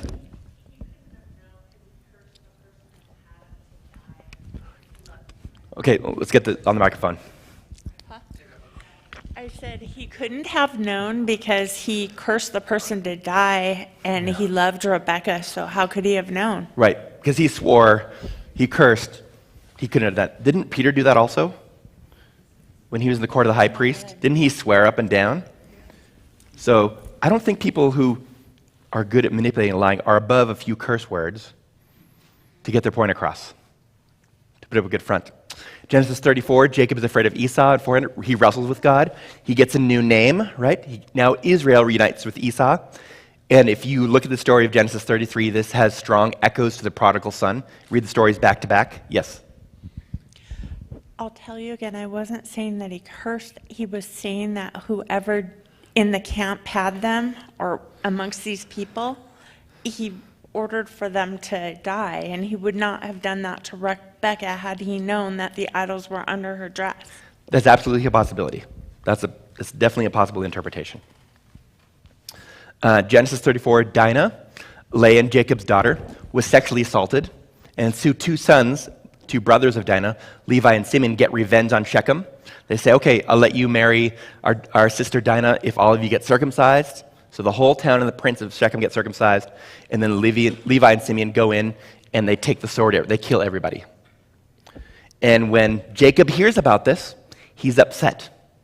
Jacob says to Simeon and Levi, you have brought trouble upon me. He's worried about himself. Trouble upon me by making me a stench to the Canaanites and the Perizzites, the people of this land. We are few in number. If they unite against me and attack me, I and my household will be destroyed. He mentions his household once, which is nice, but he mentions himself like 5 times. He's worried about his own well-being. So the question is, who is Jacob about? Is Jacob about preserving himself, or about preserving others. In fact, even when we went to go see Esau, he was sending his maidservants, his cattle, his donkeys, even his wives in front of him, hoping to appease Esau, to send Esau a message. Look, I'm wealthy. I'm not even going to want the inheritance that I took from you. I have my own stuff. Please don't attack. I'm not a threat to you. I'm not coming back to take from you. Please be nice to me. He's worried about his own skin. So what's Jacob about? What is Israel about? I think that's a big question that the story has for us. The narrator is also asking this about this, because if Israel/Jacob really cared about his family, about others, he might have behaved differently. Genesis 35, Jacob takes and buries family idols, and there's no surprise of finding them in his tents. Rachel dies, Benjamin is born. Reuben sleeps with Bilhah. This is against Jacob because he's trying to sleep. So Bilhah is the maidservant of Rachel. So he's trying to show, I can do this and you can't stop me. And again, Jacob does nothing. Jacob is renamed Israel a second time. He who wrestled contend with God again. Can't you handle your family? Jacob sees his father Isaac again, but never Rebekah. Genesis 36, Esau's descendants, the Edomites. And here we are. Now we have, on the left-hand side, we have Isaac and Rebekah. We have Laban on the right. Then we have Jacob, Zilpah, Leah, Rachel, and Bilhah, and the sons down below. So this genogram is expanding. We know that Joseph is different from his brothers, right? He's treated differently, and he is different. Genesis 37, verse 4. And his brothers saw that their father loved him, that's Joseph, more than all of his brothers. So they hated him and could not speak to him on friendly terms. They would not sit down. They could not have a nice, pleasant, polite conversation. They could not get along because they saw how their father had such strong favoritism towards Joseph, who was the firstborn son of his favorite wife. This family is split. We know that Joseph is a tattletale. Genesis 37:2. He brought a bad report of his brothers to his father. He is clearly Israel's favorite. Jacob loves Joseph. He is the firstborn of Israel's favorite wife. Jacob loved Rachel. He was gifted a coat of many colors, or a royal coat, so he's treated differently. He is not assigned the same labor responsibilities as his brothers. In fact, the story, he's with Israel, and Israel says, go check on your brothers. Why? Because Joseph is kicked back on his lazy boy at home. He does not have the same pastoral responsibilities that his brother do. He has dreams of his family and his brothers bowing down to him, and he shares these dreams twice. He is a difficult brother to get along with, and not all of it's his fault. Some of it is his father's doing. So the brothers could have decided to tell Joseph, stop saying he's better than us, maybe just steal his coat, maybe tell their father that the favoritism is hurtful. Instead, they decide to take the cloak and sell their brother into slavery. Right? That's the way they solve the problem. So in 3 generations so far, we have Sarah kicking out Hagar. We see that Jacob needs to run away. And then he needs to run away from Laban when things aren't going well here. And now his sons even, how do we get rid of the situation? We kick someone out. That's how we solve the problem. Genesis 38, there's the interlude between Judah and Tamar. Genesis 38, Joseph prospers in Egypt, then he's imprisoned. Genesis 40, the dreamer becomes the interpreter. He tells Pharaoh about this whole thing, what's going to happen to the famine in the land. Pharaoh makes him viceroy of Egypt, in charge of all this, gathering all the grain for these 7 years of plenty to prepare for the 7 years of famine. And Genesis 42 to 45, there's more prejudice and discrimination because Joseph seems to have this prescient knowledge as his brothers come down to Egypt. There's another famine. His brothers come down. Joseph, who is the viceroy, recognizes his brothers. His brothers do not recognize him. So he asks all these questions about their family. What about your youngest brother, Benjamin? Who's this person? Asking all these curious questions. Eventually, he sends them home with food, and he also puts their money in the food bags. So as they're going home, they realize, oh no, we still have the money we're supposed to give him. He's going to think we stole it.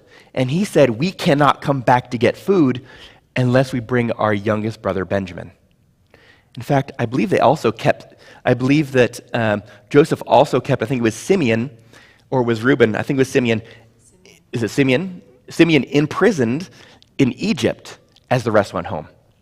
Unfortunately, there you should have looked at the next line. Keep Simeon hostage. Let all the brothers go, sent money home in the sacks. Brothers come back with Benjamin, the new favorite of Israel, because this famine is going to last 7 years. And you can't go down to Egypt to get enough food to last 7 years. You're going to have to go back to Trader Joe's eventually, right? But we can't go back down there, Dad, unless we're being Benjamin. But I know Benjamin's your new favorite son. So Israel has a choice to make. Do I provide more food for my family? Or do I let go of the last son of my favorite wife? He eventually sends Benjamin back down. Joseph sees all the brothers, seats them in birth order, but give Benjamin 5 times as much food as the rest of the brothers. He sends them back away home, and on their way home, Joseph sends his servant, go and stop them, pull them over. Servant runs after them, pulls them over, and says, somebody stole the divination cup that belongs to our viceroy. This divination cup was something that would be used to foretell the future, to tell the portents of the time. And all the brothers say, you can look in all of our packs. Nobody stole the divination cup.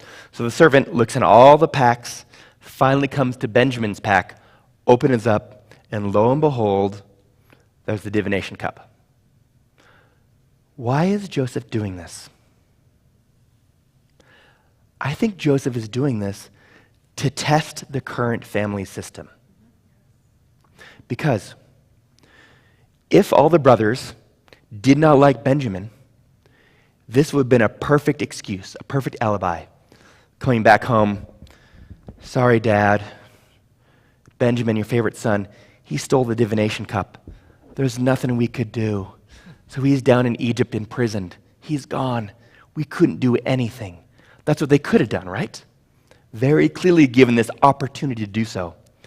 Instead, the brothers tear their clothes in mourning. And we've been waiting several chapters for this to happen. Why? Because when they sold Joseph, they tore his clothes and put blood on it. They brought it to their father. His father tore his clothes, a grief out of losing his son Joseph. And now, finally, all these brothers show a sign of solidarity and tear their clothes and saying, you're not taking Benjamin by himself. We're all going with him down to Egypt. This is a very different family system than when Joseph was there, right? They are responding to Benjamin in a very different manner. Yes? And what made the change? Ooh, what made the change? We're going to talk about that tomorrow with the triangles. I have some guesses. I don't know for sure, but I have some guesses. But clearly something is different now in the way the brothers are responding to the sons of Rachel than before. Something's very different now. Yeah, something has changed. We'll talk about that tomorrow, but it's clearly something has changed. So Joseph goes through this to try to check, see what's going on with the family system. This is a litmus test to see if the brothers are uniting together or if there's this severe rift between them. Whew. Let's try and answer these questions now, shall we? Of Abraham's family rules.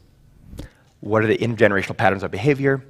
How do people handle anxiety and tension? Who are the villains? Who are the heroes? Here's the payoff. You've been paying attention. Here's the genogram, 1, 2, 3, 4 generations. Now let's start showing how different people are reacting to one another. Here we go.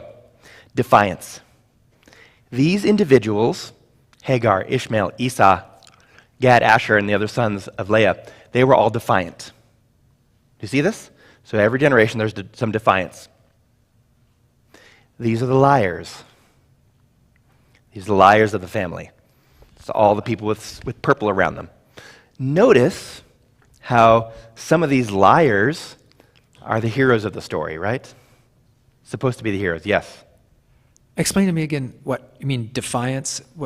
What's so Ishmael lived in defiance. Esau lived in defiance. They were protesting what was happening in the family system. Hagar was in defiance. She decided to run away. And the sons of Leah were also defiant of what was happening to their father, to how their father did not respond to the sexual assault of Dinah, and how their father was treating them compared to Joseph, so they were willing to sell their brother. So all these individuals are defying, they're protesting what's happening in the family system. Got it. All these purple, these are the liars in the family. Here's the conflict between people. A lot of conflict between Abram, Sarai, Hagar, Sarai, Ishmael, Ishmael, Isaac, Rebekah, Esau, Esau, Jacob, Laban, Jacob, Laban's sons, Leah, Rachel, conflict between the brothers. So there's lots of conflict in every generation.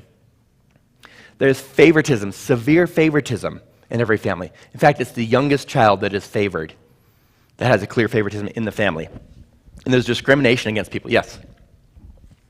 Remind me when Joseph and Benjamin lied. Joseph, it's more about Joseph. Joseph said he's presenting like he's the viceroy of Egypt. Yeah. He's not he was withholding information. He's clearly the brother, but he's not sharing that information. That's a form of lying. When you're withholding information that could be helpful to other people, and you're presenting a certain story, that's lying as well. But for a good purpose. Right, so it's okay. Right. Extreme manipulation. There's extreme manipulation. I should have put it between Abram and Sarah, extreme manipulation, saying, can you please tell him that you're my sister and not me? That's manipulating her into her role to preserve him. That's also manipulation. So every generation, there's extreme manipulation. There's cutoff. In each generation, someone is run away or cut off from the family. Run away from Sarah, then she's kicked out by Sarah. Ishmael is also kicked out by Sarah. Jacob runs away from Esau. He runs away from Laban. And then Joseph is sold to the Ishmaelites, which are extended family members, sold as a slave down to Egypt. So in every generation, someone is kicked out or runs away from the family. I wonder if Abraham was running from something? I don't know. There's an unrepaired rift between Ishmael and Isaac, which we already talked about. We are still experiencing today, present day. So for thousands of years, this rift that began way back then is still very present. So, who are the villains? Who are the heroes? Anyone know?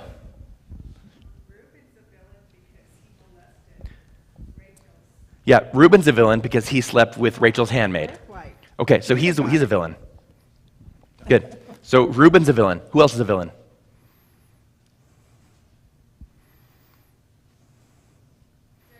Jacob. Why is Jacob a villain? He's a hero, right? Okay. So Jacob is a villain because he tricked his brother. He sold one piece of lasagna for the birthright, tricked his biological father, really elder abuse, to get the blessing. Okay. Who else is a villain? They all are? What do you mean they all are?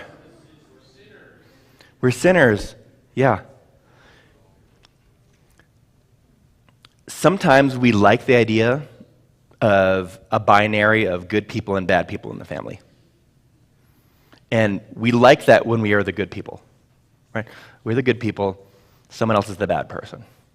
But it's rarely binary, and every behavior is a symptom of the system. Especially when we're thinking about these sons of Leah who took their brother, threw him into a pit, sold him off for money, and then ripped up the coat, put blood on it, and lied to their father. They were actually following the family rules pretty closely, right? In previous generations, there's been lying to the father. In previous generations, there's been taking advantage of people. In previous generations, there has been, even in this family, animals aren't safe, right? Goats are killed and put on as a Halloween costume, and lambs are killed to put blood on the special royal coat. So these sons of Leah were actually being really good family members, right? They were following the rule of the family. When we have a problem with someone, we kick them out. We can lie about it, we can take advantage of them, and this is what our family does. So they were actually being really good family members according to this family. Yes? And yet still some of these villains were heroes. Yes. Because Reuben was looking out for Joseph. Yes. He was also looking out for Benjamin when he went back to Egypt. And Jacob was eventually looking out for his whole family. Good. So as things go, so they can go both directions, many of them. So be careful when you label someone in your family as a villain. Because there can also be good things, right? We got to be really careful about that. Yes? When you were talking about the family and the liars and the defiancers and all those people, it reminded me of us to our Father. And when someone said it's sin, it's like, that's us. That's how we treat God the Father. You know, we lie to him, we defy him, we're rebelling. So anyway, that just came to my mind. Yeah, absolutely. Absolutely. There's another hand over here. Oh, no, I was waiting because So, yes, no. In every generation, there is conflict within the marital unit. In every generation, the younger son received the blessing. In every generation, there's conflict between the siblings. And I think one of the main rules is do whatever is expedient for you now. They weren't necessarily thinking about long-term consequences. What can I do for myself right now that will benefit me? And we see what happens in this family, right? Right? Would you like to invite this family over for Christmas dinner? And have them all sit around the table? See how they interact? Whatever we refuse to acknowledge, we will undoubtedly and unconsciously pass on to others. Maybe your family tree might smell similar to their family tree. You might have people who are defiant, liars, taking advantage of the situation, favoritism, conflict, etc., etc. Our family trees often look very similar to their family. Yes? I think it'll be interesting as we work on down through this. I don't know how far we're going to be taking it this weekend, but when they finally come to Sinai and God tells them about visiting it upon the generations on down, and finally it's like, okay, now all this has happened, now take a look, and this is what happens. It will trickle down through the generations when he finally opens their eyes and says, this is what happens when you do what you've done. Yes, yes, yes. Every behavior is a symptom of the system, and we often pass down the same system rules to the next generation. Yes? You know, you say nothing ever changes unless you acknowledge it. But if this is normal to me, I don't even know that I should acknowledge it. Right. That's why we're trying to increase the insight that our behaviors are part of a pattern. And these patterns are learned. And if these patterns are learned, they can also be unlearned. So one of the big things is to increase our insight. What are we doing that are causing dysfunction in our lives, in our relationships? What are we doing to contribute to that? And is this part of a larger pattern that's been passed down from generation to generation? In doing so, I can make a choice to behave and act differently.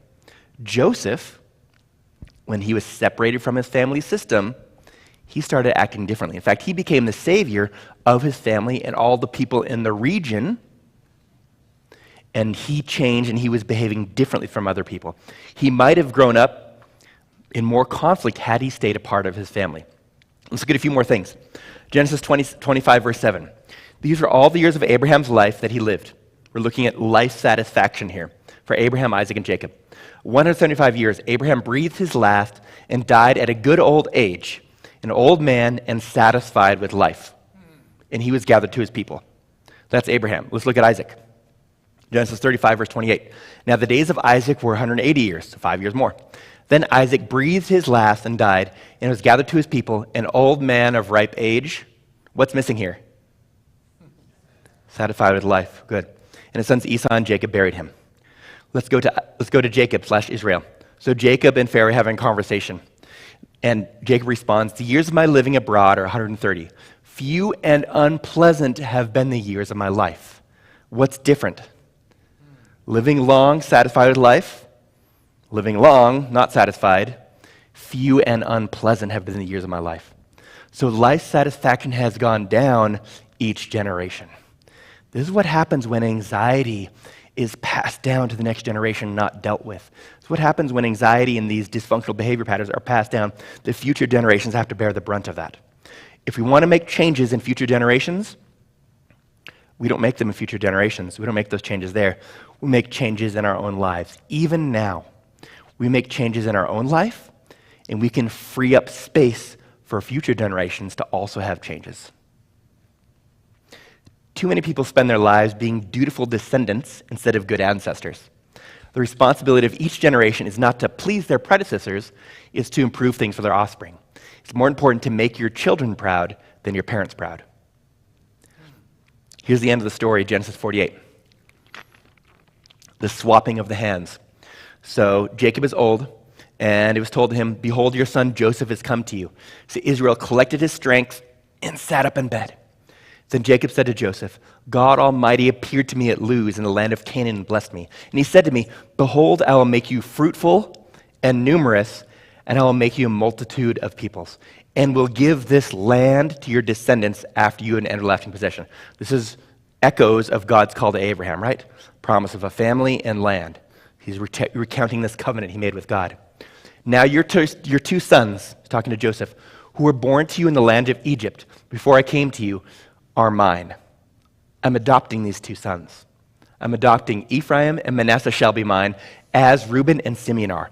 I'm taking those two sons, and those will also be mine. And he has this, and then he says, but your children that you have fathered after them shall be yours. They shall be called by the names of their brothers and their inheritance. Now, as for me, there's this interesting interlude. He's talking about his wife Rachel now, as he's talking to Joseph. He says, now, as for me, when I came from Paddan, Rachel died to my sorrow in the land of Canaan on the journey, when there was still some distance to go to Ephrath. I buried her there on the way to Ephrath, that is Bethlehem. Why is he talking about his wife Rachel? Here's what I think is happening. Remember how there was this fertility war between Leah and Rachel died in childbirth? I don't know for sure, but Jacob's saying, I'm adopting your two sons as mine, because those are coming from the line of Rachel. So now Rachel has Ephraim, Manasseh, Joseph, and Benjamin. It's kind of like he's gifting his favorite wife two more children. That's what I think might be happening. And Israel said to Joseph, I never expected to see your face, and behold, God has let me see your children as well. And Joseph took these children, Ephraim on the right-hand side towards Israel's left, and Manasseh on his left-hand side toward Israel's right, and brought them close to him. But Israel reached out his right hand and placed it on the head of Manasseh, who is younger, and his left hand on Manasseh's head, crossing his hands, although Manasseh was the firstborn. And Joseph does not like this. He does not like this. In fact, when Joseph saw his father place his right hand on Ephraim's head, it displeased him, and he grabbed his father's hand to move it to Ephraim's head and Manasseh's head. And Joseph said to his father, not so, my dad, you're making a mistake. For this one is the first realm. Just put your hand straight out. I did all the work for you. Place your right hand on his head. But Israel is not having any of that. His father refused and said, I know, my son, I know. He will also become a people, and he will also be great. However, his younger brother shall be greater than he, and his descendants shall become a multitude of nations. Why is he doing this? Well, one, it continues the pattern of blessing the younger son, right? That's right. I also think this would have been an elegant solution one generation previous. Remember how Jacob, pre-Israel, before naming Israel, he came to trick his father out of the blessing? Imagine, but God had already told them, everyone knew that the older would serve the younger, right? So why is the younger doing all this extra work to get this thing, to get this favored privilege? Maybe, I don't know. I bet, here's Bryan thinking about this family. Thinking about Israel, who never got to see his biological mother again after he ran away. Thinking about all the distress he's experienced. He can't be with his brother anymore. In several generations, there's all this distress and conflict between the brothers. They can't get along. This would have been such an elegant solution had his father, Isaac, who already knew that the older would serve the younger. Esau goes out, gets the game, comes back to receive the blessing, and his father says, hold on a second, go get your younger brother. So Esau and Jacob are before him. If he crossed his hands and he had blessed the younger one, the older one might have protested. Esau could have said, not so, don't do this, you're doing it right. And the father could have said, I know, you'll be a great people too.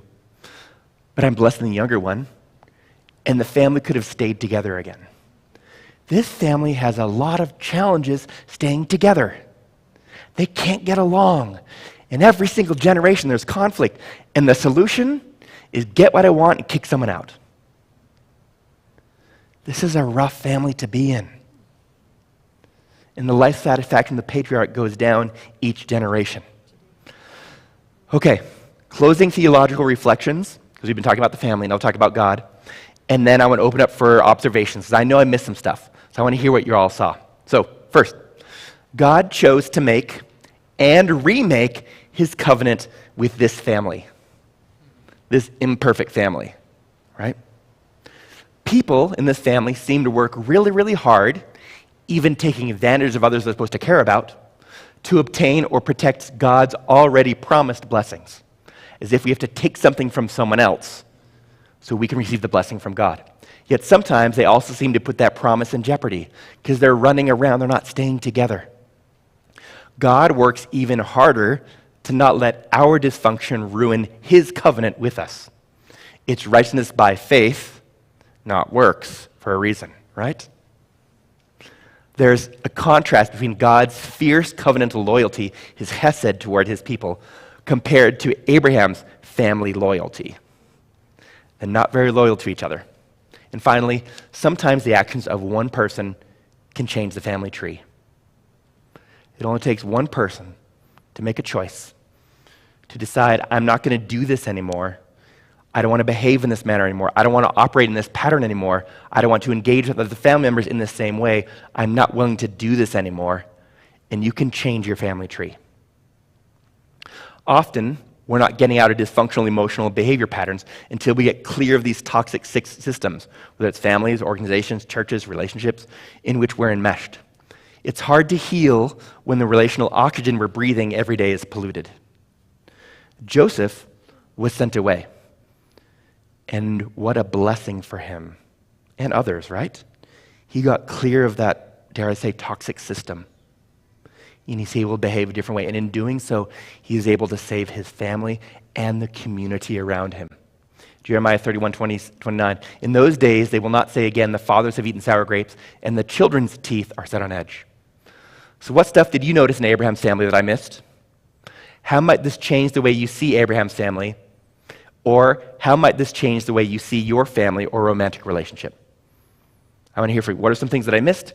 How might this change the way you see Abraham's family? How might this change the way you see your own family?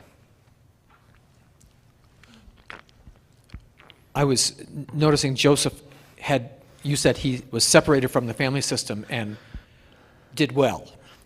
But it's the family system that helped him develop who he was. You're saying that he took it out of the toxic, but yet he would serve God. He did diligent work. He did it well. That's a system that comes from somewhere. He's also an individual that was okay receiving all this blessing from his father, even though he knew his brothers were treated differently. That's not fair. But he was okay with it.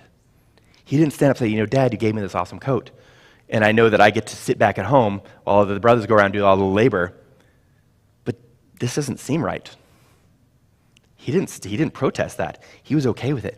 When we are receiving blessings, and we know other people are treated differently, sometimes we don't want to protest that because that might change the way we're treated. He could have stepped up to demand, Dad, let's be fair. We're all together. He could have said, how can you treat one wife differently from the other? He didn't do any of that. So he was silent.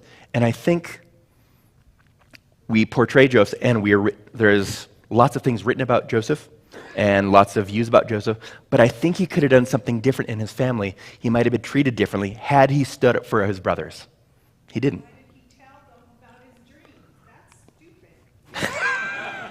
dreams? That's stupid. Why did he tell them about his dreams? That's stupid. He knew his brothers were treated differently, right? He didn't do anything about that. He could have, but he didn't.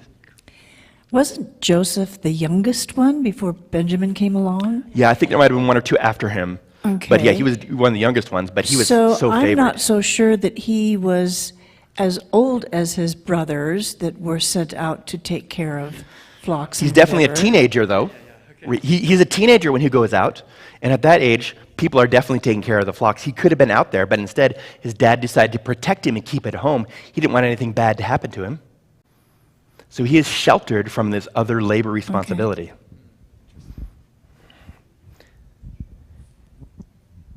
you going to talk about, the sins of the fathers are carried down 4 generations? Thank you. Yeah, the sins of the father carried down 4 generations. Now we know, so there's a fancy word called epigenetics. Epigenetics talks about our genomes. And when people experience trauma or addiction, it can change our genes, and those gene changes can be passed down to the next generation. In fact, those gene changes can be passed down several generations. So this is talking about when we experience unpleasant things, those things can be passed down to multiple generations. Likewise, if you make changes in your diet and your behavior and your health, those good things also change your genes. And those good things can also be passed down genetically. So the choices we make have repercussions for years to come.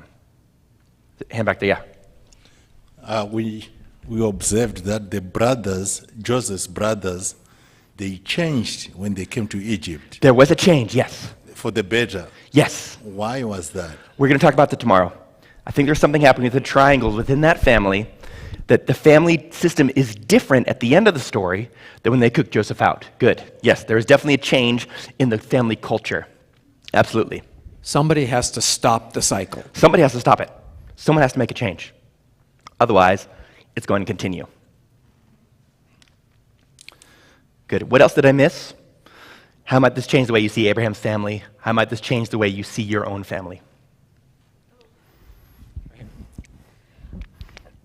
Not that this was missed, but there's a lot of redemption going on in the processes. Yes, yes. You know, God doesn't forsake any of them. There are faith patterns in Jacob's seeking God, Yep. wrestling with him at the brook, receiving a blessing, and God beginning the process of turning things around so that people can reconcile. Absolutely. I was looking primarily at family dysfunction, right? But there's heroic, amazing acts of faith and dedication as well throughout this family. But this is still happening. Good. But that's what gives us a little bit of hope for our lives. God uses these characters. And he continues to choose these families. And then that gives us hope that maybe he can use us and work with us. Even if we come from dysfunctional families, even if we continue dysfunctional patterns, God still wants to work with us. Absolutely. One more. So don't give up on yourself or on anybody else just because of our maybe really off-base problems. Right. But we have an opportunity to change those problems as well. We don't have to just continue these same patterns if we don't want to. Yeah. You know, multiple wives, that is dysfunctional in itself compared to God's origin. And Jacob was in love with Rachel. Those other women they knew that. All this, I want my husband to love me. Well, that's dumb. He was in love with Rachel, and he worked for her, and he should never have had to marry it, except God allowed that. But I stick up for Rachel, and because. Yeah. So the question is it polygamy that's bad, or is it the dysfunction that's not able to be handled that's bad? And it could be both. And maybe we don't have polygamy in some of our romantic relationships, but we have the dysfunction. And the dysfunction is what tore these families apart. Good. Anything else you noticed that I missed? How this might change the way you see Abraham's family? How that might change the way you see your own family? No other hands, so I'm going to assume that we are tired. We're going to close with prayer, but please come tomorrow. We're going to continue to talk about family systems and triangles and how we might be able to change our lives and change the lives after us. Father God, you are a good and faithful Father. And we children, we are foolish and short-sighted, and we do things that hurt ourselves and other friends and family. We know that we aren't perfect people. I thank you for seeing past that, all of our dysfunctional behaviors, and loving us. You are such a good God. You are so faithful and kind. You give us joy, hope, peace. I thank you for being there. I pray you increase our insight into our dysfunctional behavior patterns and give us the courage and strength to change those patterns that are causing us to hurt other people. Thank you for being with us tonight. Help us sleep well and be here tomorrow. Amen.